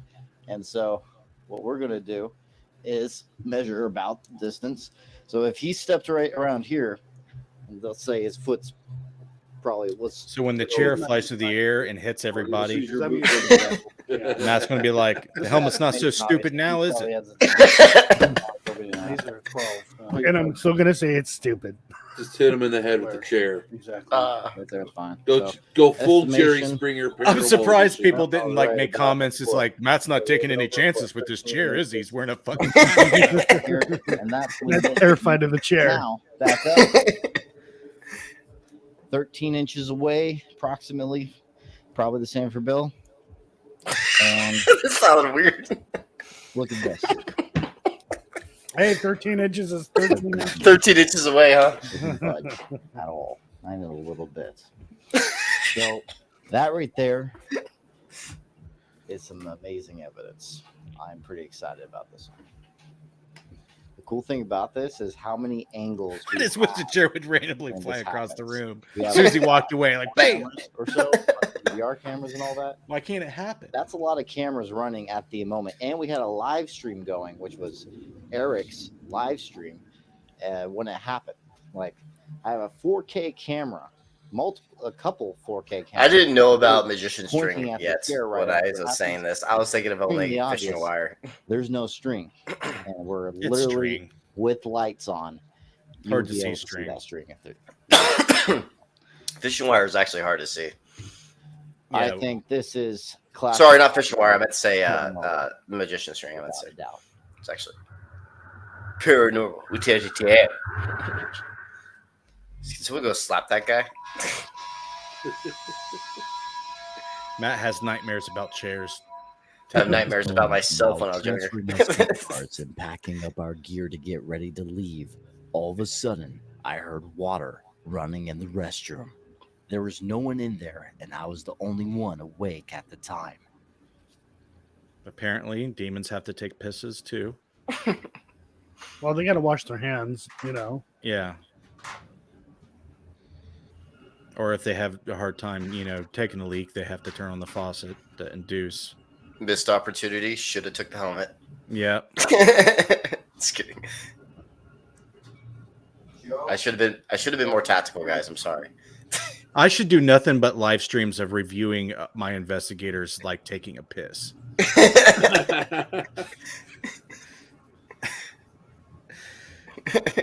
Nothing happened. Okay, next. He has nothing to really show here. They use potato recorders to record while they're doing it, and using the bathroom sounds like speech.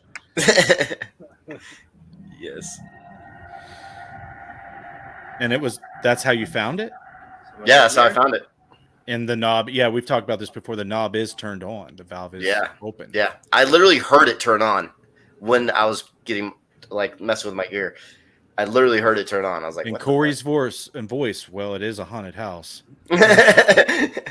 You should have cut back to that. I know, right? Well, it is a haunted house. We should have like a parody edit, dude. You heard that squeak. A lot of force. Yeah. Because it definitely squeaks. Yeah. Yeah. A lot of force to that to move it. It's not loose. That would suck going out of town and that was to happen. No, I know. Suck. The water bills skyrocketed. Damn ghosts.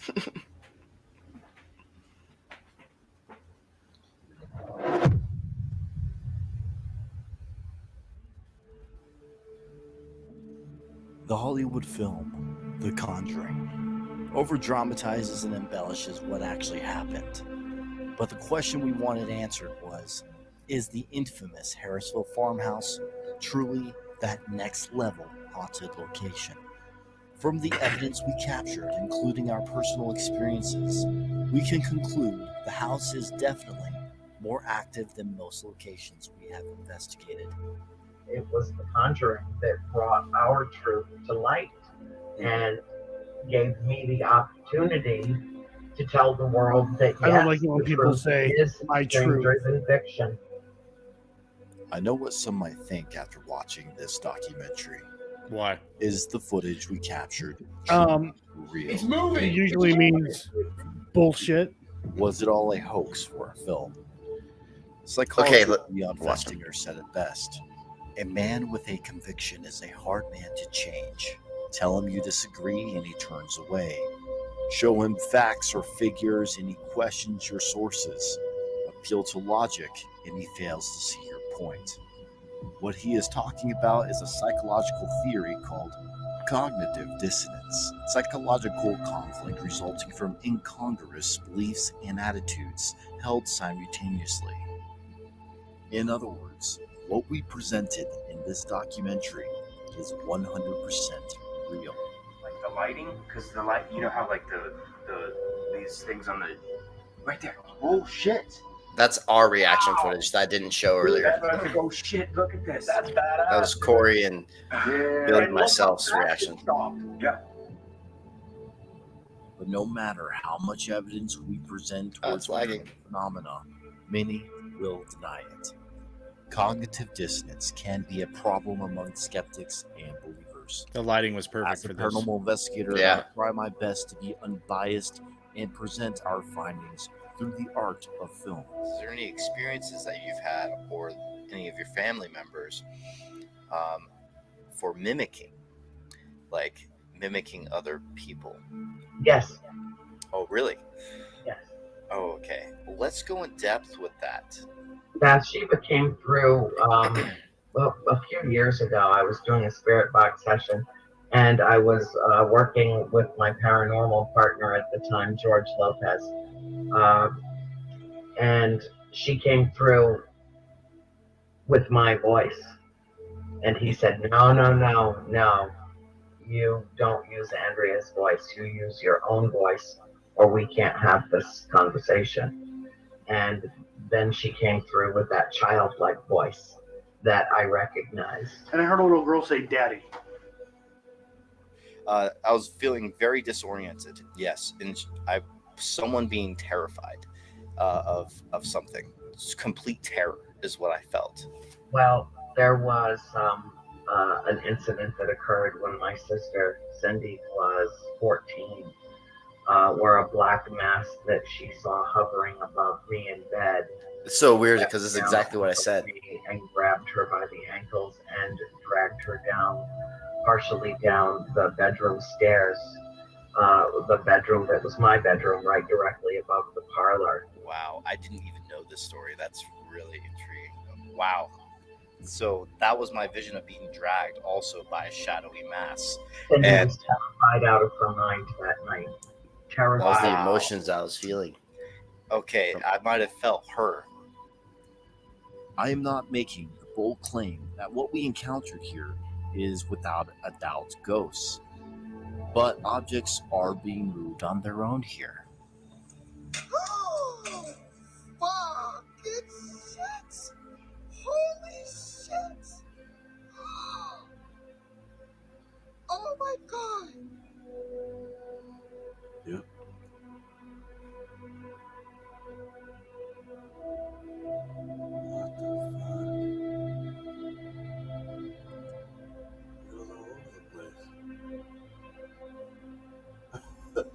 That makes me want to go get a leveler. And that is truly a paranormal phenomenon. Something we don't exactly understand yet and defies our known laws of physics. Science always changes. One day we might have some of the answers, but until then, we will keep searching. Matt, every time somebody like you goes into that house with the owner's permission and has their own experiences in there, what you do serves to vindicate and validate my family's story. Every time you compile more and more evidence, it serves to validate our story.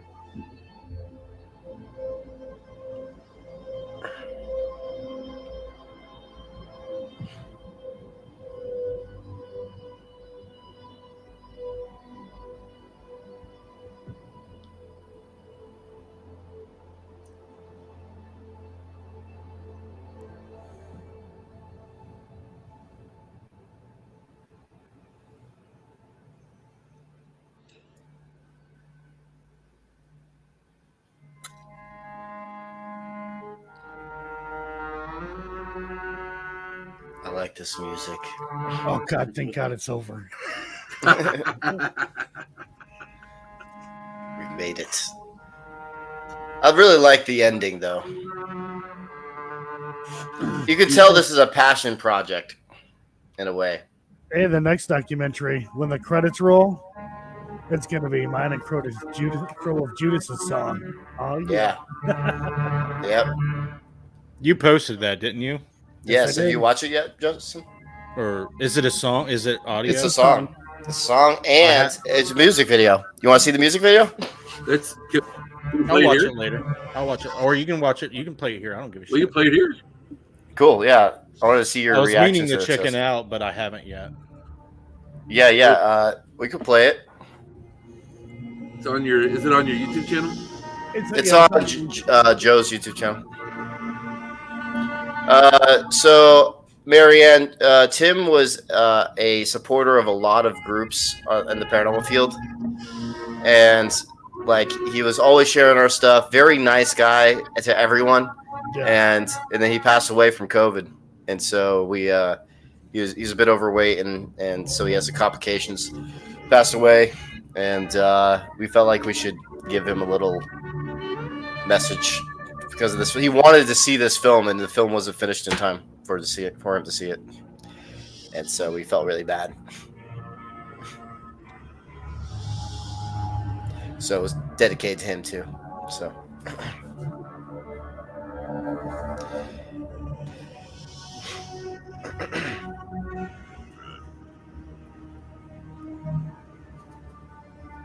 I remember hearing about that live. How sad that was. Yeah, for us we were live streaming when we heard that the news. I jumped on Facebook, say I had seen something, and I'm like, "Oh, wait a minute! It didn't compute at first, and then Yeah, sucks. that was a tad bit emotional." Yeah, I remember what live it was though. I remember that live. I mean, I remember that happening during live. Okay, you could cut out this part. It's just a whole bunch of I think he's credits. looking for something. All right. Hey, I want to play out your credits. Man, so you won 20, 22, 24 awards? 22. Well, you said you have 2 more coming. It's not official. Like one's in the We're finals being right positive. We're putting that out there. We're putting the energy out there. We're gonna get 2 more. Throwing it out to the universe. All for the crotch and butt shots. Yes, that's the only reason. The only reason. Seems legit. Yeah. So, yeah, we have people now play the music video. Guess what I found? So, this is I want your opinion on it, Justin, because I know you're into music too. So, well, everyone's into music, but you know what I mean. Take away Daniel's thing when you play it. I can see. Well, I used to be in a band and did all that before I got into paranormal. Yeah. Oh. Yeah. There you go. All right, here we go. Can I go? Oh man, hold on. See, aspect ratio. What the hell? I know, right? Oh, it's Joe's wide stuff. He likes doing wide. I don't know why. I was trying to do full screen, but it's not letting me. Well, also, my refresh. My Blackmagic camera does DCI, so it is a wider aspect. Oh, there it is. You're right. Refresh. Here we go.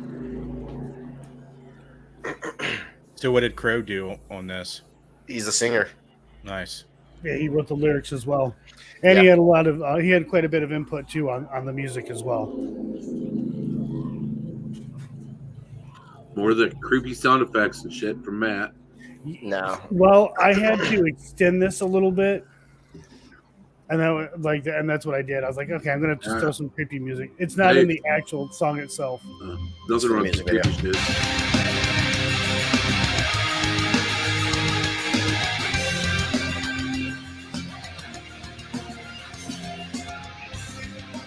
I'll listen to the actual YouTube version because because StreamYard's not doing this thing justice. No, it's not. It just I hear pretty well on my end. I'm just it normalized the volume.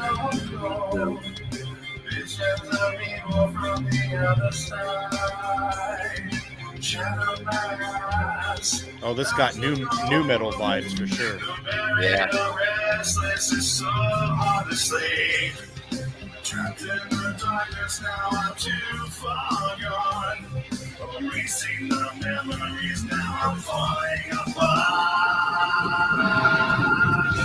When the darkness makes you change, you'll never be the same. When you feel the evil rise, I can see it in your eyes. It's evil on earth. I wanna feel again. Wanna be whole and wrapped in skin. Trapped in a hole I can't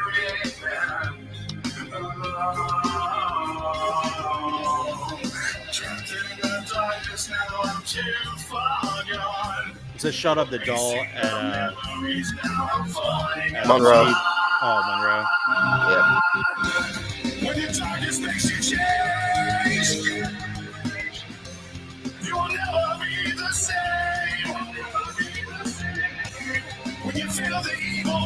This is about the film in a way, in some ways. Like I see it in your eyes. It's evil girls.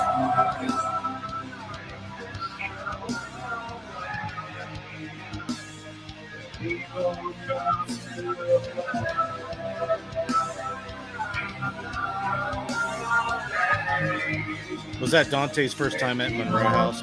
Yes. What did he think about it? That was interesting. That was my first time too.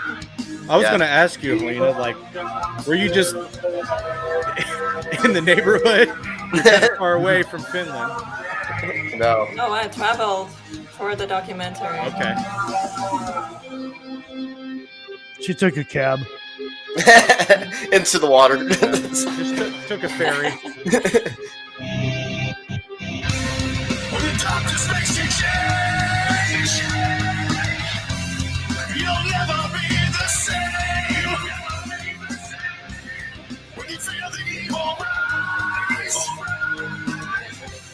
like I see it in your eyes. These shots are of Helena in the dark. It's evil girls.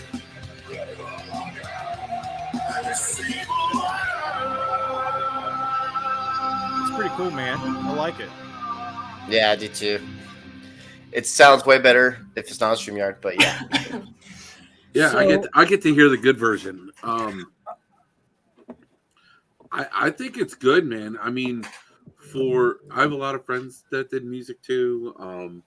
Friends that are in music production and have done shows, and I just personally suck at playing music. I'm not a good musician. But I'll tell you what, man, that was jamming, dude. You guys had a good hook on there. It's catchy. People remember it. It definitely fits what you guys are trying to do in that freaking Monroe House, dude. I can't wait to see what you get this time. Oh. Justin was actually a part of some of it. He was in the beginning stages. 2018 when you came to the Monroe House to help film some of it? It was Man vs. Paranormal at the time. Yeah. But it's a mixture of what was filmed there is Wasn't going it, into this it film. would have been 2016 or 17 because you had already been to the Monroe House when I went Yeah. there for the first time in 2017. Yeah, Dude, the except Monroe House isn't even the same anymore, man. It's not. It's Look completely wise. different. Yeah. Well, even so, some of the things that they brought in there, I think, kind of changed things a little bit. I don't know. There's this doll there. I don't get. Do you guys know anything about the doll that they have on display there? Yeah. In the museum room. Yeah, I see the one that they found inside the crawl space area. Is Oh, what that one. I thought you were talking Is that about the doll or the one that's in the case? Oh, they're both in cases. What do you mean? The one that's in the glass case in the museum room, the new Mhm. museum room at the Monroe House. The one that looks like the ventriloquism doll. That's in Oh, the I case. got that. Okay, that's a different one. Yeah. Yeah, It's probably that's the thinking- doll. prop. You think Probably it's a prop, yeah. prop?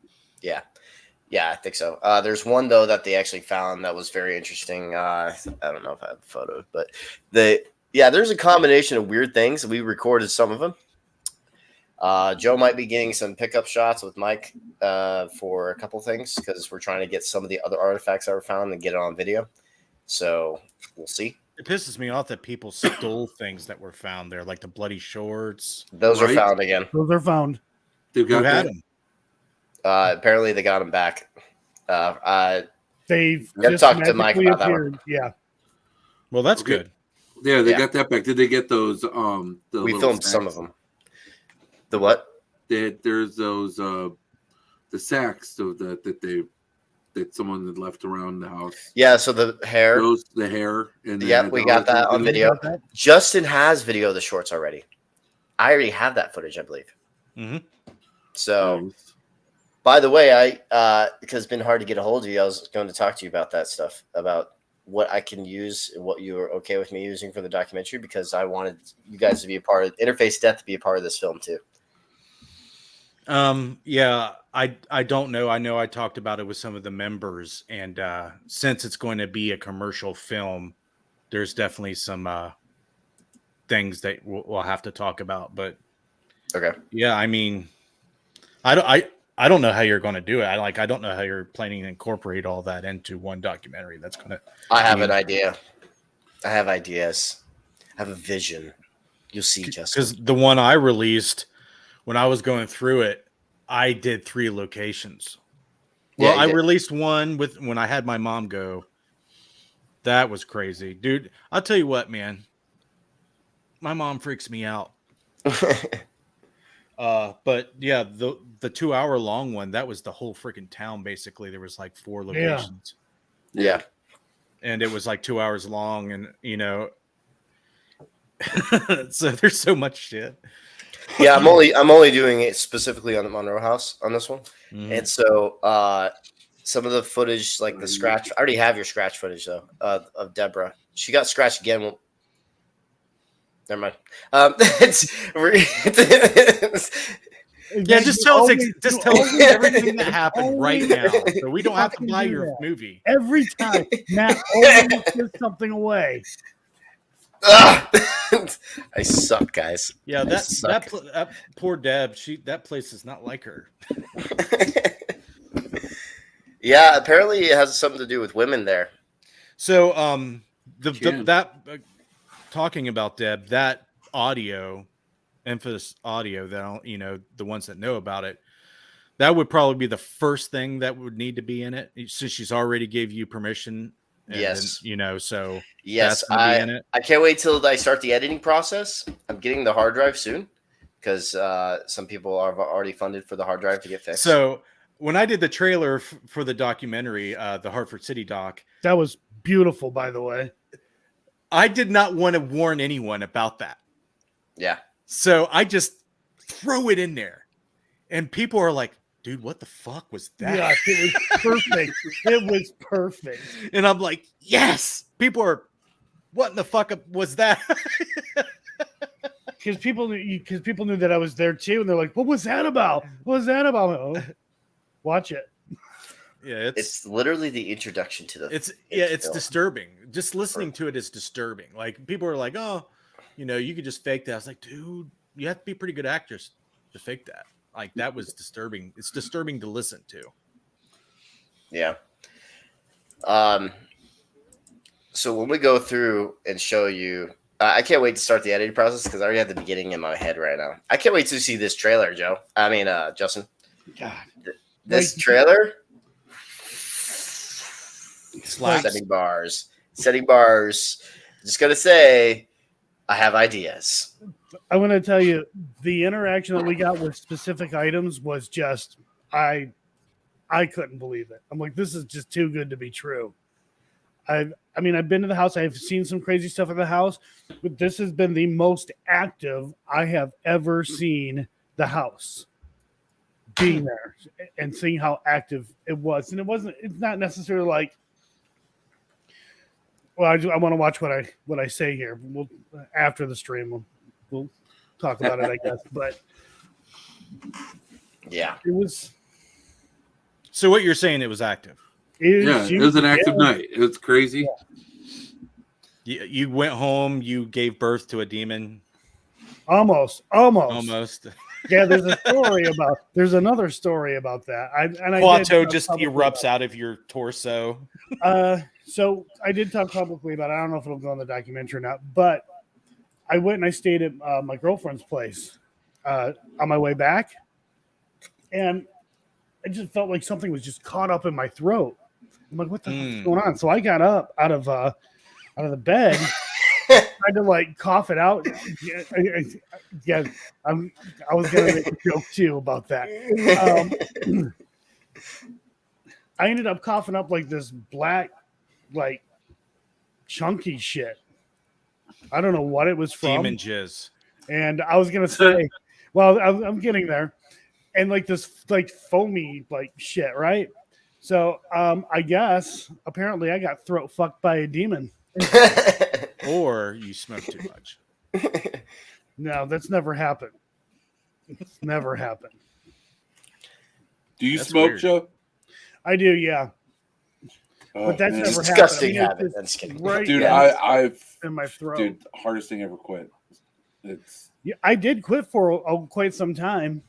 You look like you have angel wings on your head. So, like, not anymore. When you're back like that. I was gonna go and start smoking. I was having a stressful day, and then I went to the gas station, and they wanted like $9 for a pack of Camels, and I was like, "Thanks, I appreciate you." And I turned around and walked out. And they're like, "What?" I was like, "You just stopped me from starting smoking again." I'm not spending $9 on a pack of cigarettes. Fuck that, man. That's crazy. Yeah, I already spent too much money on energy drinks. I don't need another habit. Yeah, Dude, same. Dude, I remember back when I first started smoking, I get a pack of cigarettes, freaking soda, a bag of chips, and a half tank of gas for freaking less than $10. That's right. God damn We're it. old, but right. I remember when a pack of cigarettes went up like 10 cents. And so it was right, like and we were pissed. $2.10, and we're like, what the fuck? Right, we were pissed about that. I was wanting to say that for this film, so you just need, who else you need to talk to? Because I've already talked to most of them. The only one I haven't got a response back from was Derek. When it comes to being a part of the film, he's the only one I didn't even get a response. Yeah, we're just gonna have to have a meeting, and you're gonna have to explain to them, Okay, all the legalities of everything. Sounds good. Let's set up that meeting then. Also, we have. I can't wait, man! I can't wait until you see something in this one. Something interesting happens. Let's just say that. This is a weird. I believe one, it. Place is haunted. The place is definitely haunted. And then we got like a lot of stuff happening on YouTube also, guys. So guys, go subscribe to all of our channels. Joe's trying to make more episodes. Helena's doing this new vlog series called, you could say, Hauntingly Beautiful Adventures. and then I'm doing one that is called. It's basically it's kind of a comedy. I miss comedy, guys. I really do. So it's kind of a mixture of things. It's a vlog series, but also with skits involved with it inside the vlogs. So it's gonna be some of that, and then it's the title is a play on words. It's called Spiritually Active. Hey, let's not forget. Are you spiritually active? Let's not forget whose live stream this is, by the way. I don't think he cares. Have a tendency to take shit over. Not It's just all you. good. You guys are making my job easy tonight. My co-host is here tonight. You guys are making it easy. I'm good. I'm enjoying myself. No worries. Have you guys? It's not. I'm sorry, I interrupted again. Yeah, you're an asshole. No, I'm kidding. I know. No, it's this show's all about promoting, man. So whatever you guys do, we're having fun, man. Don't even worry about it. Do what you got to do. Have you guys seen the live stream Matt did? I think it was the first thing we were there taking a tour when we first met at the Moreau house. Have you guys seen that live stream that me and Matt did? I don't remember it. Oh yeah, you do, because Braylon, my youngest boy, starts crying in the middle of it. I take my kids in there, my wife and and Eowyn and Braylon. Into the Monroe house? Yeah. Wow. Dad of the year. And I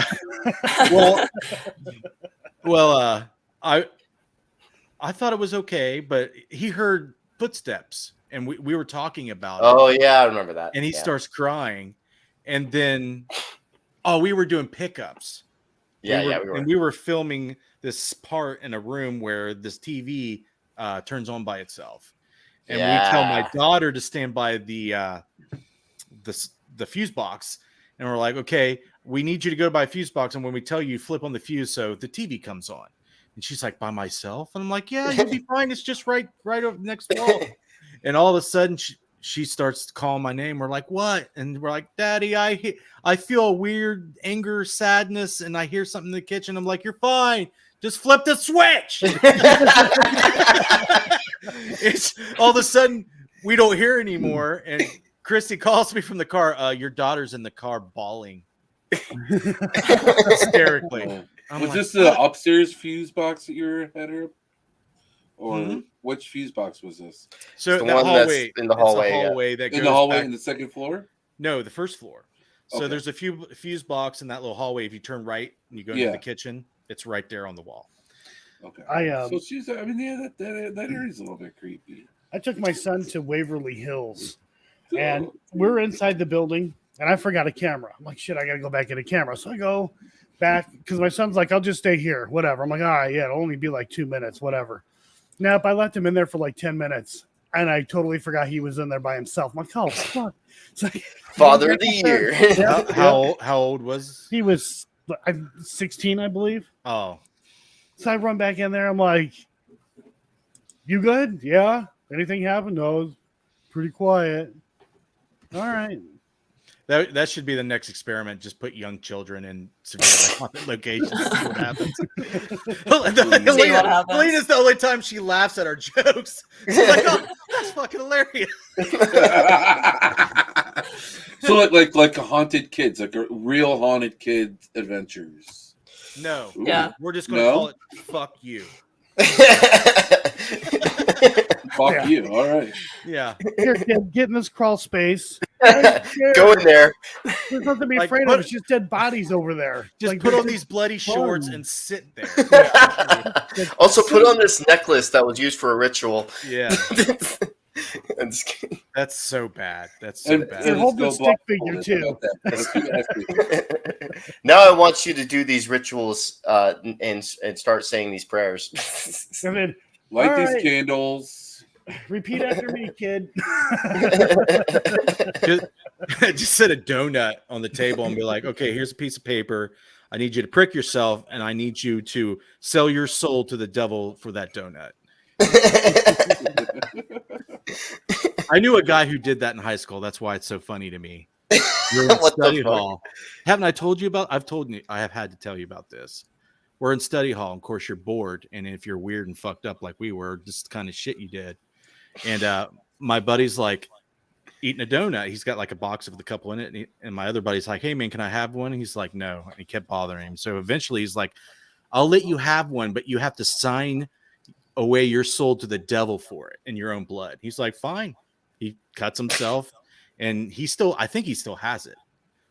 And he signed his soul, his own blood for that donut.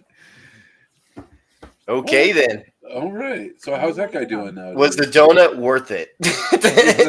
He would tell you yes. He's fine. He's doing good. He's successful. He's just minus a soul. He's fine. I mean, it's probably easier to find success without a soul than if he was a redhead, nothing changed. I'm just kidding. I'm joking. It takes away the stress knowing what's going to happen, you know? Right. Right. Oh, got a super chat for you again, Joe. There it is. Super sticker. Yeah, but super chat. I find it interesting, like the stuff you were talking about in the outro of the film. I mean, I know we talk about it often, but there's this macabre fascination that most paranormal investigators and enthusiasts have about death, life, what happens after that, haunted places, dark themes and topics in general. In my 44 years on this earth, I've found fascinations with death and stuff, but when you actually experience it for real, and if it's pretty bad, like maybe your mom or dad passes away, a child, God forbid, you kind of start losing those fascinations for things. And I find it interesting. I'll get to my point. I find it interesting that, we crave things and we try to stimulate those parts of our lives and our minds. Like we go to themed parks, we go to the haunted attractions. What is it about the paranormal, do you think, and specifically, that people find fascinating? I know for me, I know that answer. It's because with me, it always keeps my brain stimulated going. I never have all the answers. So I always there's always a mystery. There's always things to keep learning and keep just searching. Everything else, you could almost learn a lot of things and then just be done learning almost most of it when it comes to certain things. And so it gets a little bit more boring with some things. Paranormal does not. It's always something you can experience, always something you can learn from it. You can even change your beliefs over time. It's just, it always keeps me going. It keeps me intrigued.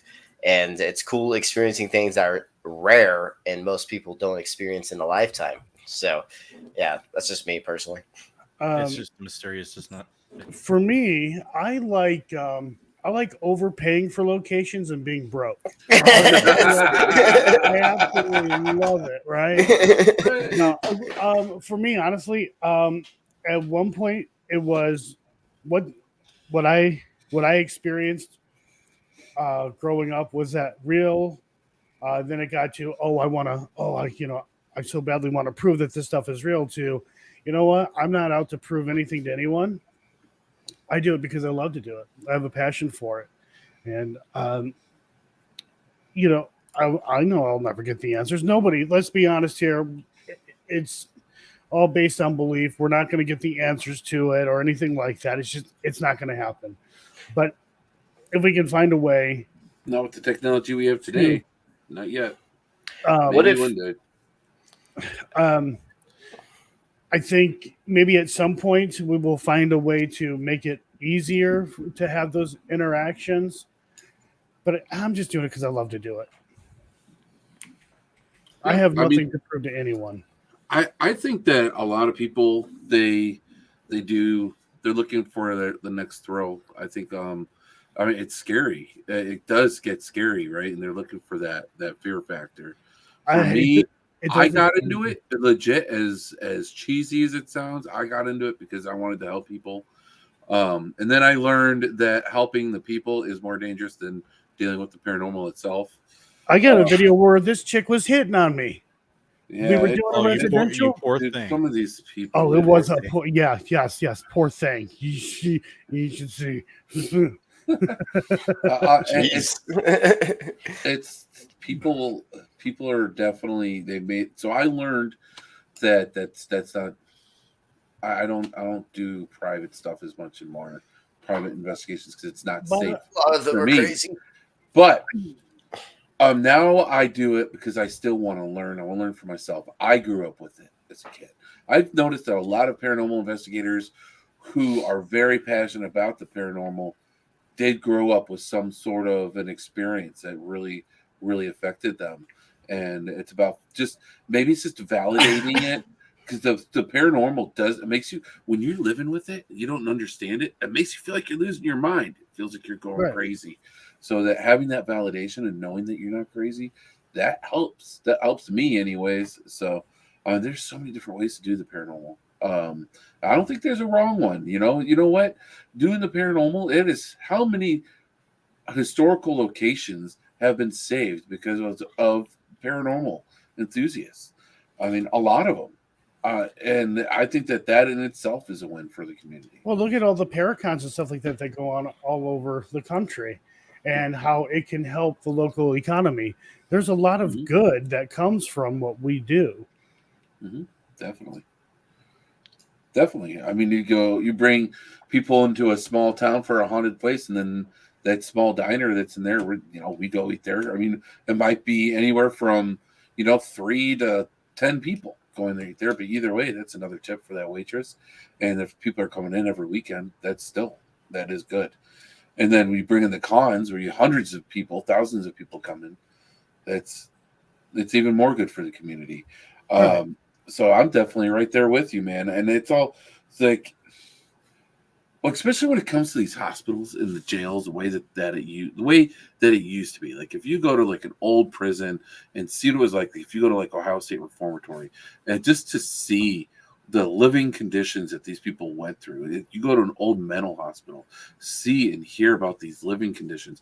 You learn about it. And one thing I always grew up, I never considered myself to be extremely religious, and I've always been really spiritual. But one thing that always stuck with me with the Jewish upbringing I had was the only way to keep history from repeating itself is to teach the history. So the more you learn the history, the less likely this fucked up shit won't happen again. You have to see it. You have to hear it. 100%. So, I mean, there's a lot of good. And I think, like I said, there's a lot of good reasons to get in the paranormal. I mean, some people are just in it for the history. Some people are in it because they want to debunk it. Like, oh no, that's bullshit. Some people are like, oh, I saw it on TV, thought I'd give it a try. How many? But as long as they're out there and they're contributing to these historical locations, some locations aren't historical, but they're used as study research centers, and those places are just as important. So, the thing that bothers me, yeah, I'll probably get a little heat for saying this, but when you look on Facebook and even YouTube, and you see people out there, I'm a paranormal investigator, it's awful showy. It's awful. Look at me and look what I caught. It no longer seems about trying to disprove or prove. It's more about look at me. Let me see. Let me get those follows and those views and stuff. What do they call it? I call it the gout. They got to get the gout. That's not the right word. What do they call it? What is the word when you get the followers? You're getting the clout. The clout. I call it the gout because I have gout. It's painful.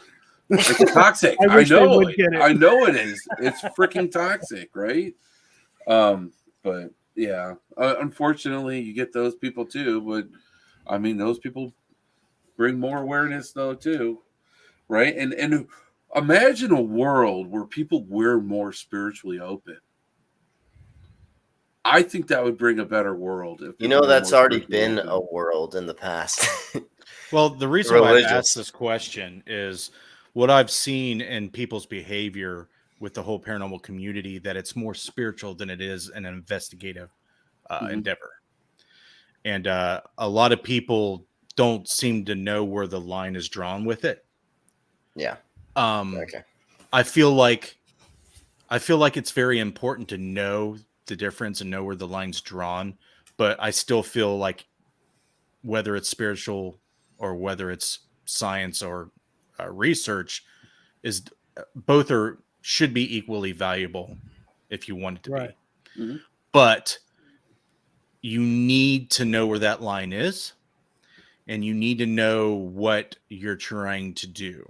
And people need to be clear about what you're trying to do when you're doing spiritual stuff or when you're doing research. Helena's coughing. So and then you look at like these little trends. Now everybody and their mother has a haunted doll or some sort of haunted object. They're bringing that shit into their houses. Sorry. Yeah, and it's hilarious because like, dude, you bought that at like a store 2 weeks ago. You're gonna sit there and tell me it's fucking haunted? I mean, you know what? Good for those people. They Hey, want to. you know what? I worry about the people that get the real ones and they aren't prepared to have something like that in their home. Wait. I worry more about that than those people that get the crap. It's the passing off of oh, look what I have, and it's legit when it really isn't legit, and it just makes us look silly. Go ahead, Matt. I was gonna say you can possibly make these things haunted just by the power of belief. If you keep passing them down, you can make up whatever you want. Keep passing it down. Maybe they'll start believing in it. Things start manifesting. So I don't think it's the doll itself. I think it's the people that can maybe create things to happen. Maybe. Right. Yeah, it seems to be that there is some, when people say energy, there's definitely some type of energy field at work. There has to be, right? Because if it's moving things and manifesting things, it's got to have its own field of energy. What that is, we can't detect within our normal means of detecting energy fields. Right. So since we can't find where our consciousness is in our brains and science don't understand it, it's probably in the same realm of that. And it has something to do with consciousness and the field in which it resides. Yeah. We also don't understand the brain very well. Not enough. Well, we understand certain parts of it really well. Look at AI. Right. Yeah.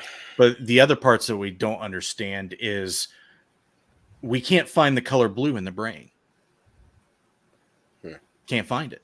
Well, going back to AI is basically plagiarism. That's all AI really is. Let's be honest.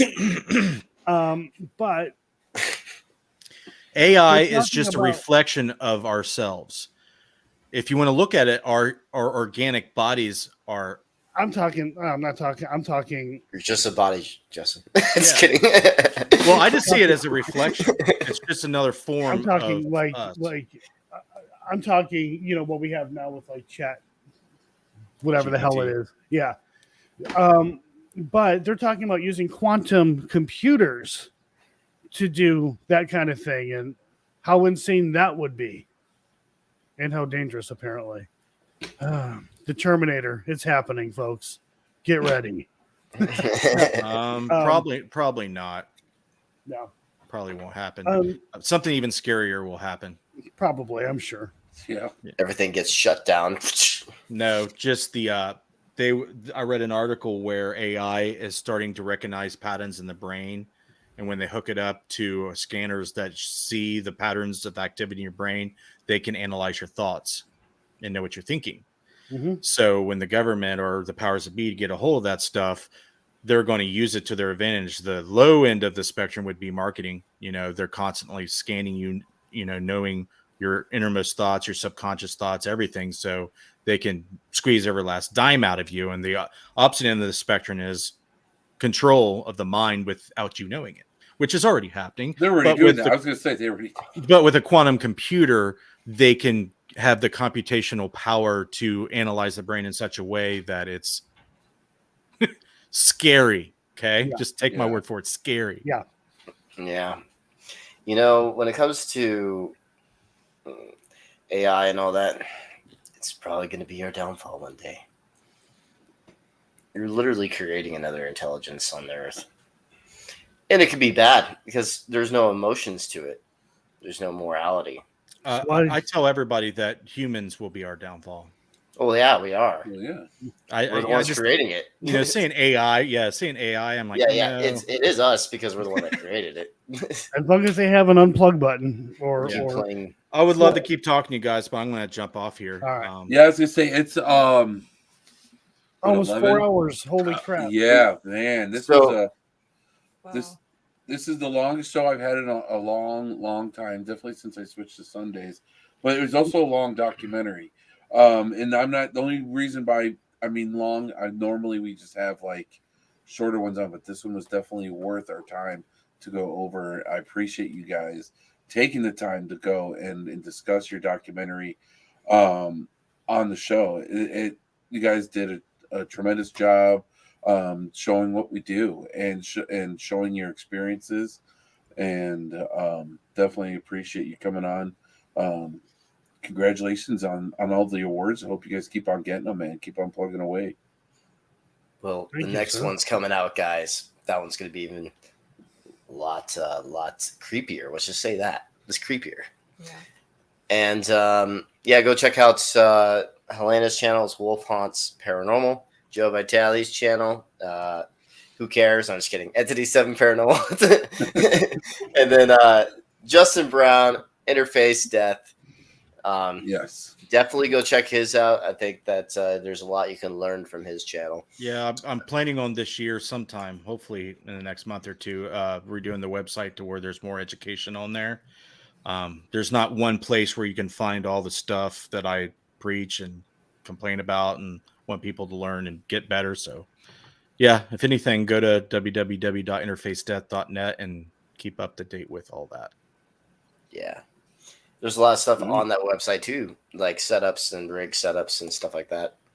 Yeah, but I want to start doing classes and breaking little thing down just so you could have one, you don't have to watch a video.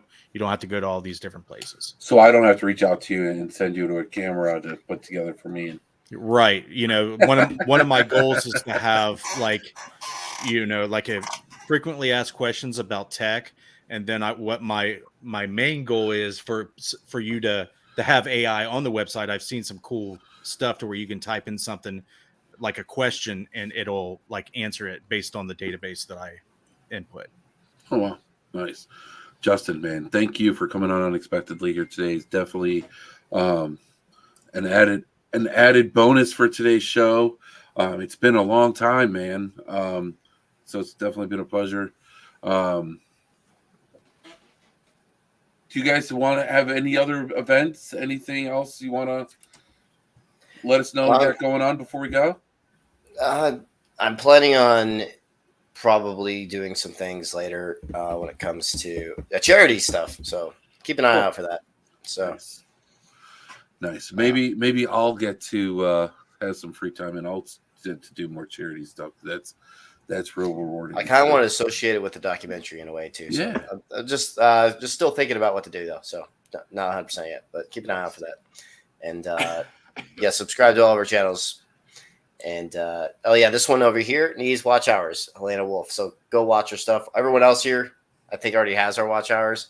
It's just her that needs it now. So go do it. Go watch her stuff. Go play playlists.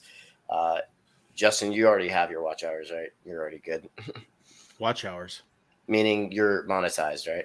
Yeah. I Yeah. don't need So yeah, so you're just good. go to the website. You don't want to look at the YouTube channel. Website's more informative. There you go. I mean, yeah, the documentaries you can get through the website anyway. So yeah. Nice. Okay. Awesome. This is all very good stuff. All right, guys. Thank you. Justin, man, I would love to have you on and watch one of your documentaries. If there's a Sunday that you're available, can just let me know. And if there's anyone else from your team, of course, they're 100%. You guys are all great. It's always fun to do this. So, man, guys, I could sit here and talk all night, but I got to work early tomorrow and go to our graduation too. It's busy time of year. So, guys, thank you again for hanging out. You're welcome. And have a great rest of your week. I'll look forward to talking to you guys again soon. You too. All right. Helena, it was a pleasure meeting you. Hello. This paranormal adventure that we're all on, it connects us. This is our paranormal community. This is our paranormal podcast with your host, Shawn Gilmore. He's worked in the paranormal field for 10 years. He was featured on the TV show Paranormal Survivor that airs on Travel Channel. His passion is creating para-unity. With your host, Brian Mursell. He's worked in the paranormal field for 7 years. He leads his own paranormal team. He wants to help people start their paranormal adventure or grow their existing one. This is our paranormal adventure. This is our paranormal community. This is our paranormal podcast. It's about supporting. It's about making para-unity a real thing because we all need to support each other within our community. And that's what the show has always been about.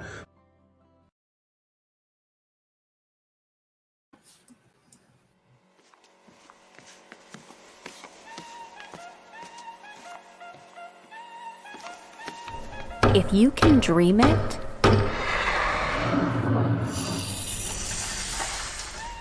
you can stream it. With a full production studio at your fingertips. Presto! Watch me how I do it now. Presto!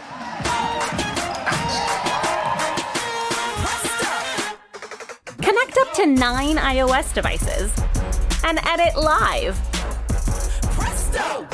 With multiple camera angles and professional graphics. Got all eyes on me, everybody talking whoa. Cause everything I do, I got them saying whoa. Interact with your viewers and show live comments. And invite remote guests from all over the world. Spinning around, dropping it low. Ooh la la, ooh la, ta-da, presto. Here's what I got, ready or not. Share it everywhere. How I do it now. Presto! That's how I do it. Presto. Even sell live. Shopify users can integrate their collections and use Carter to sell products during their Facebook Lives. I make it look so easy just like that, presto. I got you buzzing, feeling this and saying whoa. All on iPhones and iPads. Try your free trial at switcherstudio.com today.